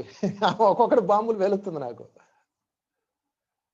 నేను అన్నాను, సరే ఆ పొలం అమ్మేయచ్చు కదా, బాకీలు తీరిపోతాయి, నెలకు ₹1,00,000 వడ్డీలు ఎందుకు కడుతున్నావు, పొలంలో కొంత బాగా అమ్మేయచ్చు కదా అంటే, రేట్ రాలేదండి, అయిపోయింది ఇంకా. రేట్ రాలేదండి. పక్కనే వాళ్ళ చెల్లె ఎవరు వచ్చారు, ఆమె చెప్తుంది, దీని బొందండి అలాగే అంటది, 20 ఏళ్ళ నుంచి ఇదే మాట చెప్తుంది. ₹1,00,000 పొలం ఉంది 20 ఏళ్ల క్రితం. ఒక 15 ఏళ్ల క్రితం అది 5 సంవత్సరాల తర్వాత అది 5 లక్షలకు వచ్చింది. అమ్ముదామంటే ఇంకా రేట్ వస్తుందని కూర్చుంది. ఇంకా అమ్ముదామంటే 10 ఏళ్ళు అయింది, ఇంకా రేట్ వస్తుందని కూర్చుంది. ఇంకా అమ్ముదామంటే 20 ఏళ్ళు అయింది, ఇంకా రేట్ వస్తుంది. ఇప్పుడు ఆ ₹1,00,000 పొలం దాదాపు 20 లక్షలు ఉంది, ఇంకా రేట్ వస్తుందని కూర్చుంది. తినడానికి ఇంట్లో తినలేదు. ఇలాంటి మూర్ఖులు ఎంత మంది ఉన్నారు తెలిసి దేశంలో. వాళ్ళందరికీ చెప్తుంది లా ఆఫ్ ప్రెజెన్స్. ప్రెజెన్స్ లో జీవించు. ఎక్కడ మబ్బులు ఎందుకు వేస్తున్నావు? రేట్ వస్తుంది, నేను కాదన్నావు. నువ్వు అమ్మకుండా ఉంచు, ఇంకొక 5 ఏళ్ళ తర్వాత రేట్ వస్తుంది, ఇంకో 10 ఏళ్ళ తర్వాత ఇంకో రేట్ వస్తుంది. నువ్వు ఉండాలి కదా. నువ్వు పోయిన తర్వాత ఆ పొలాన్ని ఏ వాసన వచ్చి తింటాడు. అక్కరకర ఆయన చుట్టము, బుధవర్గము లేని పురము బతుకైపోద్ది. ఈ క్షణంలో జీవించండి ఫ్రెండ్స్. ఇప్పుడు అవసరం, అమ్మిపారేయండి దాన్ని. ఎందుకు పట్టు కూర్చున్నారు మీరు? ఇంకా రేట్ వస్తుందా? మీరు ఉంటారా? రేపు ఉందా చెప్పండి, రేపు అనేది ఉందా? ఇలా వస్తుందని చాలా మంది కరోనాలోనే పోయారు. వద్దది. లా ఆఫ్ ప్రెజెన్స్ లో క్లియర్ గా ఉన్నది ఫ్రెండ్స్. ప్రెజెన్స్ లో జీవించండి. అంటే ఒక పని, ఒక కర్మ మనకు వచ్చినప్పుడు ఆ కర్మను డిజాల్వ్ చేసుకోవడానికి ఎన్ని మార్గాలు ఇచ్చిందో చూడండి యూనివర్స్. ఓకే, తర్వాత పాయింట్లోకి వెళ్ళిపోదాం. Law of change. 10ది, మనల్ని మనం మార్చుకోనంత కాలం మన జీవితం ఏ మాత్రం మారదు. Law of change, the 10th point. మనం మారనంత వరకు, మీరు మారనంత వరకు మీ జీవితం మారదు. ఇది బాగా గుర్తుపెట్టుకోవాలి. లా ఆఫ్ చేంజ్ ఈ సూత్రం మీదే ఆధారపడి ఉంటుంది ఆ త్రాసు. లా ఆఫ్ చేంజ్ బాగా గుర్తుపెట్టుకోండి. 10వ సూత్రం, ఇంకా ఆఖరి 2 సూత్రాలే ఉన్నాయి. ఇదేం చెప్తుందంటే, మీకు రత్నాకరుడిని ఎగ్జాంపుల్గా పెట్టుకుందాం. రత్నాకరుడు అంగుళీమానుడిని పెట్టుకుందాం. నాకు చాలా ఇష్టం ఈ క్యారెక్టర్, అంగుళీమానుడు. బుద్ధుడు అందరినీ చంపేసి వాళ్ళు ఏళ్ళు కట్ చేసి నెల తగిలించుకుంటాడు అంగుళీమానుడు. అతను బుద్ధుడి దగ్గరకు వచ్చి, బుద్ధుడు అతను కలుస్తాడు, బుద్ధుడిని చంపబోతాడు, బుద్ధుడు చంపే అంటాడు, మారిపోతాడు. బుద్ధుడు చైతన్యంతో అతన్ని తీసుకొచ్చేసి మెల్ల ఎన్ని పీకేసి అతని గుండు కొట్టేసి బౌద్ధ భిక్షుడుగా అతనికి ఇస్తాడు. బౌద్ధ భిక్షుడు అవుతాడు. భిక్ష పత్ర పట్టుకొని ఊళ్ళ మీదకి వెళ్తారు, ఆహారం కోసం పంపిస్తాడు. పంపించినప్పుడు అతను ఏం చేస్తాడంటే, అందరూ కొడతారు. ఇంతకుముందు అంటే చేతిలో కత్తి ఉంది, పారిపోయారు. అప్పుడు భయం ఉంది, ఇప్పుడు భయం లేదు కదా, చేతిలో భిక్ష పాత్ర ఉంది. కొట్టేవాళ్ళు. ఇలాంటి కొట్టుడు కాదు, కాళ్ళు ఎరగొట్టేవాళ్ళు. భవతి భిక్షాందేహి అంటే రాళ్లతో కొట్టేవాళ్ళు. పొద్దున్నే భిక్షకి వెళ్ళేవాడు, మధ్యాహ్నం కల్లా కాళ్ళు ఇచ్చుకుంటూ ఇరిగిపోయిన ఎముకలతో వచ్చేవాడు. బుద్ధుడు వాటన్నిటి కట్లు కడుతూ కూర్చున్నాడు. ఒకరోజు అడిగాడు బుద్ధుడు, అంగుళీమాన నీకు బాధ అనిపించట్లేదా వాళ్ళందరూ ఇలా కొడుతుంటే అన్నాడు. అప్పుడు ఏమన్నాడు తెలుసా అండి అంగుళీమానుడు, తథాగత, నేను వాళ్ళ బిడ్డలను చంపాను, వాళ్ళ భర్తలను చంపాను, వాళ్ళ భార్యలను చంపాను, వాళ్ళ బంధువులు చంపాను, వాళ్ళు కేవలం కొడుతున్నారు, వాళ్ళు ఎంత మంచివాళ్ళు తథాగత అంటాడండి అంగుళీమానుడు. ఎంత అద్భుతమైన చేంజ్ గమనించండి. వాడికి రాక మీకు వస్తుందా, నాకు వస్తుందా మోక్షం? ఎవడైతే నా వల్ల వాళ్ళు ఎంత బాధపడ్డారని రియలైజ్ అవుతారో, ఎవరైతే నా వాస్తవానికి నేనే కారణం, నేనెంత బాధ పెట్టానో ఈశ్వర అని ఫీల్ అవుతారో, వాడి కర్మ మంచులా ఎగిరిపోతుంది. ఫ్రెండ్స్, నేను చెప్తున్నాను అనుభవంతో, కొన్ని వేల కేసులు చూశాను. అందుకని first feel your self, change your self. మిమ్మల్ని మీరు చెక్ చేసుకోండి, మిమ్మల్ని మీరు మార్చుకోండి. మిమ్మల్ని మీరు మార్చుకున్నంత వరకు ఏది మారదు, సృష్టి ఏది మారదు, ఇంపాసిబుల్. మా ఆయన మారడండి, ఎట్ట మారుతాడు మీ ఆయన? నువ్వు మారు ఫస్ట్. సృష్టిలో ఎవరు మారరు, మీ డిజైన్ ఎలా ఉంది కాబట్టి వాళ్ళ డిజైన్ అలా ఉంటుంది. మీకు దీనికి చిన్న ఎగ్జాంపుల్ చెప్పాలంటే గడియారం గురించి చెప్పాలి. గడియారంలో 3 ముళ్ళు ఉంటాయి. పెద్ద ముళ్ళు, గంటల ముళ్ళు, నిమిషాల ముళ్ళు, సెకండ్ల ముళ్ళు 3 ఉంటాయి. గంటల ముళ్ళు ఒక స్త్రీ గురించి అనుకుందాం. గంటల ముళ్ళు మీ అత్తగారు అనుకోండి, నిమిషాల ముళ్ళు మీ భర్త అనుకోండి, సెకండ్ల ముళ్ళు మీరు అనుకోండి. ఒక స్త్రీ చెప్తుంటది, మా ఆయన మారడండి, ఎప్పుడు నన్ను తిడుతుంటాడండి, ఎప్పుడు వాళ్ళ అమ్మని మాట్లాడుతుంటాడు, ఏదో చెప్తా ఉంటారు. అంటే ఇది ఒక ఎగ్జాంపుల్ చెప్తున్నా, అందరూ ఇలా కాదు. ఈ సెకండ్ల ముళ్ళు ఈ నిమిషాల ముల్ని గంటల ముల్ని పట్టించుకోకుండా తను చేంజ్ చేసుకుంటూ ఉండాలి, ఎప్పటికప్పుడు మూవ్ అవుతూ ఉండాలి. ఎందుకంటే గడియారంలో సెకండ్ల ముళ్ళుకే కనెక్షన్ ఇవ్వబడుతుంది. ఆ చక్రాలన్నీ సెకండ్ల ముళ్ళుకు ఉంటాయి. ఆ సెకండ్ ముళ్ళుకి, ఆ తిరుగుతున్న ఆ సెకండ్ల ముళ్ళుకి నిమిషాల ముళ్ళు అనుసంధానమై ఉంటుంది, నిమిషాల ముళ్ళుకి గంటల ముళ్ళు అనుసంధానమై ఉంటుంది. అంటే మీరు వాళ్ళని పట్టించుకోకుండా మీరు ఏం చేయాలనుకుంటున్నారు అది చేసుకుంటూ వెళ్ళిపోండి, check check check check check check check check అని. ఎప్పుడైతే ఆ సెకండ్ల ముళ్ళు వెళ్ళిందో దాన్ని తిట్టుకుంటూ దాని పళ్ళ చక్రానికి నిమిషాల ముళ్ళు ఆనుకొని ఉంటుంది. అద్దెగా తిరుగుతుంది, చచ్చినట్టు తిరగాలి, అది రూల్ అది. ఎందుకంటే మనం ఇందాక చెప్పుకున్నాం, ద లా ఆఫ్ కనెక్షన్, ఒకదానికోటి అనుసంధానమై ఉంటుంది. మీరు మారితేనే వాళ్ళు మారుతారు. ఎప్పుడైతే మీ యొక్క చక్రం తిరిగిందో, ఇలాగున్న మీ మూలాధార చక్రం ఎలా ఉందనుకోండి, అంటే మీ కర్మచక్రం ఎలా ఉందనుకోండి, ఇలా ఉన్న మీరు ఇలా అయితేనే వాళ్ళు ఎలా అవుతారు అనేది ఫిక్స్ అయ్యి ఉంటుంది. పళ్ళ చక్రం ఒకదానికోటి ఆనుకొని ఉంటాయి. ఎప్పుడైతే ఈ స్త్రీ తిరిగిందో దాన్ని ఆనుకుని ఉన్న భర్త మారుతాడు, వాళ్ళు ఆనుకున్న అత్తగారు మారుతారు. మొత్తం ఒకళ్ళనికి ఒకళ్ళు తిరగాల్సిందే. అందుకని ది లా ఆఫ్ చేంజ్ అన్నది మీకు చెప్తుంది. దీనికి అంగుళీమానుడు బ్రాండ్ అంబాసిడర్. ఫ్రెండ్స్, ఒకసారి రిపీట్ చేస్తున్నాను, చూసుకోండి. ఫస్ట్, నెంబర్ 1, ద గ్రేట్ లా, మీరు ఏది నాటుతారో అది వస్తుంది. రెండోది లా ఆఫ్ క్రియేషన్, దానికి మీరు ఏది క్రియేట్ చేస్తారో, అంటే మీరు క్రియేట్ చేసుకునే శక్తి మీకు ఉన్నది. మీకు ఎలాంటి సమస్య ఉన్నా క్రియేట్ చేసుకునే అవకాశం నేచర్ ఇచ్చింది. తర్వాత ద లా ఆఫ్ హ్యూమినిటీ, మీ జీవితాన్ని మీరు యాక్సెప్ట్ చేయండి. ది లా ఆఫ్ గ్రోత్, పెంచుకునే అవకాశం, చావగొట్టుకునే అవకాశం, తుంచుకునే అవకాశం మీ చేతిలో ఉంది, ఎటు వెళ్తారో మీ ఇష్టం. ది లా ఆఫ్ రెస్పాన్సిబిలిటీ, ఎటువంటి బాధలో ఉన్నారో అటువంటి బాధలో ఉన్నవాడికి మీరు రెస్పాన్స్ చూపించండి, మీ బాధ మారుతుంది. The law of focus, negative మీద ఫోకస్ పెడితే నెగిటివ్, పాజిటివ్ మీద ఫోకస్ పెడితే పాజిటివ్, సంతోషం మీద ఫోకస్ పెడితే సంతోషం, దుఃఖం మీద ఫోకస్ పెడితే దుఃఖం, ఏది ఫోకస్ పెడితే అది వస్తుంది. తర్వాత ది లా ఆఫ్ గివింగ్, ఎప్పుడైతే ఇవ్వడం ప్రారంభించామో తిరిగి వస్తుంది. ది లా ఆఫ్ లింకింగ్, అంటే కనెక్షన్, ఒకదానికోటి అనుసంధానం అయి ఉంటాయి. ది లా ఆఫ్ ప్రెజెన్స్, ప్రస్తుతంలో జీవించండి, ఏదైతే అది అయింది, రేపు సంగతి రేపు చూద్దాం. ది లా ఆఫ్ చేంజ్, మిమ్మల్ని మీరు మార్చుకోండి. The law of patience, 11th one, the law of patience, ఆఖరి 2 సూత్రాలు. లా ఆఫ్ పేషెన్సీ, ఎప్పుడైతే మనం పేషెన్సీలో ఉన్నామో మన కర్మ యొక్క సిద్ధాంతంలో ఉన్న బ్లాక్స్ అన్ని క్లీన్ అయిపోవడం ప్రారంభిస్తాయి. పేషెన్సీ ఎప్పుడు వస్తుంది? ది లా ఆఫ్ పేషెన్సీ ఎప్పుడు వస్తుందండి మనకు పేషెన్సీ? మీలో చాలా మంది బాధలు అనిపిస్తున్నాం కదా, నా బాధకు వాళ్ళు కారణం వీళ్ళు కారణం అనుకోవడం మానేసి నా బాధకు నేనే కారణం అనుకోండి, మొత్తం పేషెన్సీ వచ్చేస్తుంది, వాళ్ళని క్షమించగలుగుతాం. దీనికి చెప్పాలంటే దీనికి బ్రాండ్ అంబాసిడర్ వశిష్ఠుడిని చెప్పుకోవాలి. వశిష్ఠుడు విశ్వామిత్రుడు వచ్చి నాకు ఆ గోవుని ఇచ్చి నీ దగ్గర ఉన్న కామధేను అంటాడు, అది నువ్వు నేనేమని ఇవ్వడానికి, అది యూనివర్సల్ది, కావాలంటే అది వస్తే పట్టుకో అంటాడు. దాన్ని బలవంతంగా మెల్ల తాడేసి లాక్కెళ్తుంటాడు. కామధేను వేడుస్తుంది, విశ్వామిత్ర నేను ఎలానో నాకు ఇష్టం లేదు, నువ్వు నన్ను అనుమతి ఇవ్వు, నేను వాడి సంగతి తెలుస్తానంటది. నువ్వు రక్షించుకోవడానికి ఏమన్నా చేయొచ్చు, నేనైతే యుద్ధం చేయను అంటాడు. వశిష్ఠుడు ఎవరి మీద యుద్ధం చేయడు. వశిష్ఠుడికి ఉన్నంత పేషెన్స్ ఎవరికి లేదండి, అంత అద్భుతమైన పేషెన్స్ అయింది. సరే, అప్పుడు ఆ గోవు యుద్ధం చేస్తుంది. అంటే ఆయన తనలో నుంచి ఎంతోమంది వచ్చి వాడిని చావగొడతారు, విశ్వామిత్రుడిని, ఆ సైన్యాన్ని. ఆ తర్వాత విశ్వామిత్రుడు అప్పుడు బ్రహ్మర్షి అవడానికి ప్రయత్నం చేస్తాడు, అది వేరే కథ. అంటే విశ్వామిత్రుడు అంటాడు, నేను యుద్ధం చేయను, ఏమైనా జరగని అంటాడు.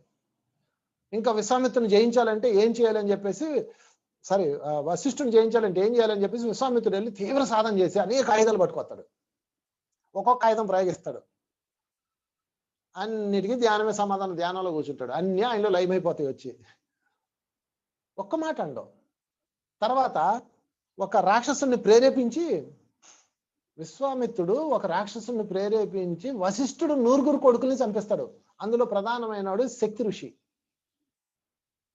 అందరినీ చంపిస్తాడు. ఒక్క మాట కూడా ఉండవు. కాకపోతే తన కొడుకులు పోయారన్న బాధలో ఆయన ప్రవేశం చేయబోతాడు. అంటే అగ్నిలో ప్రవేశించేసి శరీరం విడిచిపెడదాం అనుకుంటాడు. అగ్నిలోకి వెళ్తే అగ్ని ఆరిపోద్ది, పైనుంచి దూకితే బెండుముక్కలా తేల్తాడు, నీటిలో దూకితే సముద్రుడు అలల మీద తెచ్చి ఒడ్డును పడేసి నమస్కారం పెడతాడు. ఎంత అద్భుతమైన క్యారెక్టర్ తెలుసా అండి వశిష్ఠుడిది. ఓన్లీ పేషెన్స్, ఇంకేం లేదు అక్కడ. అప్పుడు శక్తి కొడుకు అతను పుడతాడు. ఆయన పుట్టి వాళ్ళందరినీ చంపుతానంటాడు. ఒక యజ్ఞం చేస్తాడు.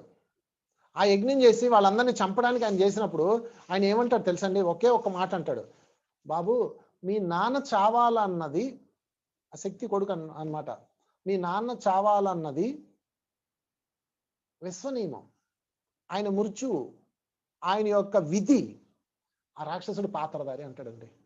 అందుకే శ్రీరాముడు గురువయ్యాడు. ఆయన వశిష్ఠామృతం రచించాడు, ఇప్పుడు కూడా జీవించున్నాడు మన మధ్య ఆయన చైతన్యం. పరాశర మహర్షి అన్న మాటలు ఇవి.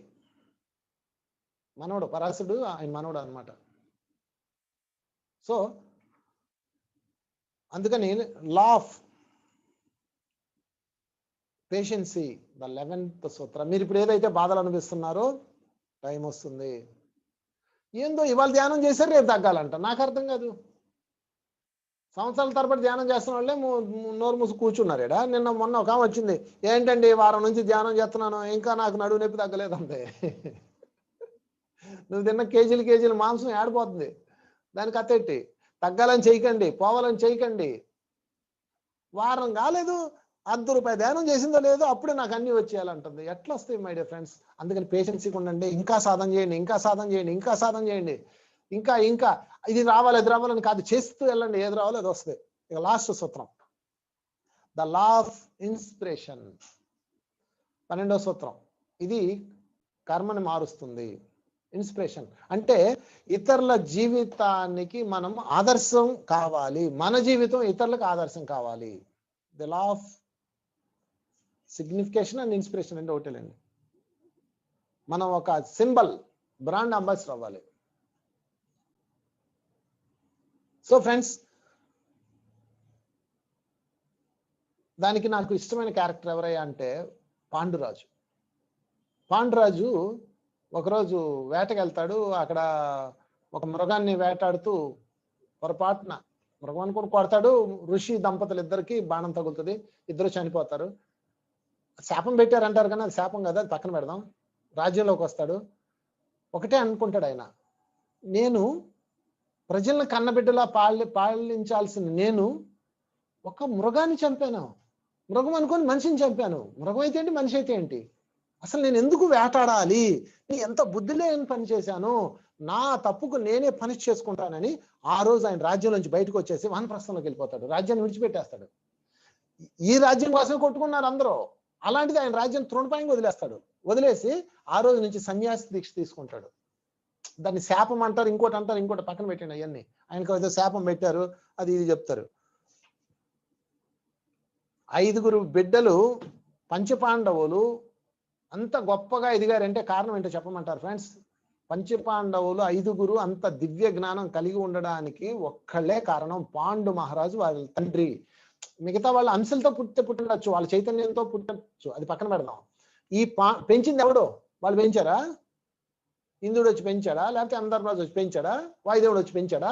వాళ్ళ అంశని ఆ చైతన్యాన్ని ఇచ్చేసి వెళ్ళిపోయారు. బిడ్డ పుట్టాడు, ఆ బిడ్డను పెంచింది ఎవరు? పాండురాజు కదా. తర్వాత మధ్యలో ఆయన చనిపోతాడు. ఆయన తల్లి కుంతి అండ మాద్రి. అంటే ఆ పాండురాజు యొక్క గొప్ప ఇన్స్పిరేషన్ ఐదుగురు. పాండురాజు తాలూకా సంతానం కాబట్టి పాండవులు అంటారు ఆయన.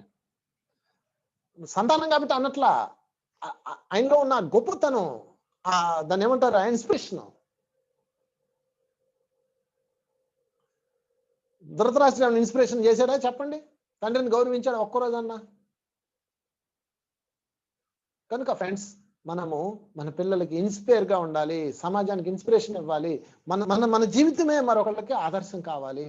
అది విశ్వనియమం. ఇప్పుడు వరకు నేను చెప్పినవన్నీ నాయి కాదు, లా ఆఫ్ కర్మలో చెప్పబడ్డ నియమాలు 12 చెప్పాను. వాటిని మనం పాటించాలి, మీరు నేను అందరం. అది సంగతి. ఈ 12 పాయింట్స్ పాటిస్తే మనం మన జీవితంలో అనేక సమస్యల నుంచి బయటకు వస్తాం ఫ్రెండ్స్. ఆఖరిగా మీకు కర్మని సింపులైజేషన్, వీటన్నిటిని ఫిల్టర్ చేసి మూట కట్టేసి సింపుల్ గా మసాలా చేసి 3 పాయింట్లు చెప్పాలంటే పశ్చాత్తాపం, పరివర్తన, ప్రాయశ్చిత్తం. నా వాస్తవానికి నేనే కారణం, పశ్చాత్తాపం చెందండి. నేనేం కారణం అండి, నేను అసలు పుట్టి బుద్ధి ఎరిగాక ఎవరిని ఏం చేయలేదండి, అలాంటిది నాకు క్యాన్సర్ వచ్చిందండి. ఎందుకు వచ్చిందో చూడొచ్చు. ఎలాగా? పడుకునే ముందు ధ్యానం చేయండి, మధ్యరాత్రిలో మెలకు రావాలని కోరుకోండి, కరెక్ట్ మెలకు వస్తుంది, లేచి కూర్చోండి, 10 నిమిషాలు ధ్యానం చేయండి. నాకు ఎందుకు ఈ జబ్బు వచ్చిందా అని అడగండి. లేకపోతే ఆర్థిక సమస్య వచ్చిందా, నేను ఎందుకు అప్పుల్లో ఇరుక్కున్నాను అడగండి. లేకపోతే పిల్లలు పుట్టట్లేదా, నాకు ఎందుకు పిల్లలు పుట్టట్లేదు అని అడగండి. లేకపోతే పెళ్లి కాలేదా, నాకు ఎందుకు పెళ్లి కాలేదు అని అడగండి. ఏం చేశాను ముందు, ఇది ముఖ్యమైన విషయం. నేను ఈ నియమాల్లో ఎక్కడ తప్పు చేశాను అడగండి. మరలా 10 నిమిషాలు ధ్యానం చేయండి. అంటే మీకు ఏ సమస్య ఉందో దాన్ని మనస్ఫూర్తిగా హృదయంతో అడగండి. మాస్టర్స్ ప్లీజ్ నాకు చూపించండి. 10 నిమిషాలు ధ్యానం చేయండి, నిద్రపోండి. మంచిగా హాయిగా నిద్రపోండి. మీకు ఒక కళ వస్తుంది. కళలో మీరు అడిగిన ప్రశ్నకి రిలేటెడ్ గా ఆ కళ ఉంటుంది. అది అద్భుతం. కొన్ని వేల మందికి వచ్చింది ఫ్రెండ్స్. ఆర్థిక సమస్యలు, శారీరక సమస్యలు, కుటుంబ సమస్యలు, మానసిక సమస్యలు, ఇంకా ఇంకా ఇంకా బోర్డులన్ని సమస్యలు పోయిన వాళ్ళు వచ్చున్నా నా దగ్గర కేసులు. Simple solution. మీ శక్తితో, మీ యొక్క స్పందనతో మిమ్మల్ని మీరే మార్చుకునే ఏకైక అద్భుత మార్గం ఇది. ధ్యానంలో ఇది ఒక స్పెషలైజేషన్ కోర్స్. కనుక దీన్ని మీరు ఏం చేయక్కర్లా, పడుకునే ముందు ధ్యానం చేయండి, మధ్యరాత్రిలో మెలకు రావాలని కోరుకోండి, మెలకు వస్తుంది, 10 నిమిషాలు ధ్యానం చేయండి, ఈ యూనివర్స్ని అడగండి, మాస్టర్స్ నేను ఏం చేస్తే ఇది వచ్చిందని అడగండి, మరలా 10 నిమిషాలు ధ్యానం చేయండి, నిద్రపోండి. మీకు కళ వస్తుంది, కళ్ళ కనిపిస్తుంది. లేదు నిద్ర రాలేదు, ధ్యానాన్ని కంటిన్యూ చేయండి, ధ్యానంలో విజన్ కనిపిస్తుంది, చక్కగా కనపడుతుంది. ఇలాగా ఎన్నో అనుభవాలు మనం పొందొచ్చు ఫ్రెండ్స్. దీని మీద మీకు ఆ PDF ఫైల్ కూడా నేను పంపిస్తాను. మీకు కావాల్సిన వాళ్ళు నాకు మెసేజ్ పెట్టండి. 9393460470 అన్న నెంబర్కి మీరు మెసేజ్ పెడితే నేను ఆ బుక్ పంపిస్తాను. బుక్ చదవండి. 9393460470 ఈ నెంబర్కి వాట్సాప్ మాత్రమే చేయండి. Okay, thank you very much. మంచి చక్కటి కార్యక్రమం పెట్టినందుకు అందరికీ, మిత్రులందరికీ నమస్కారం. Thank you.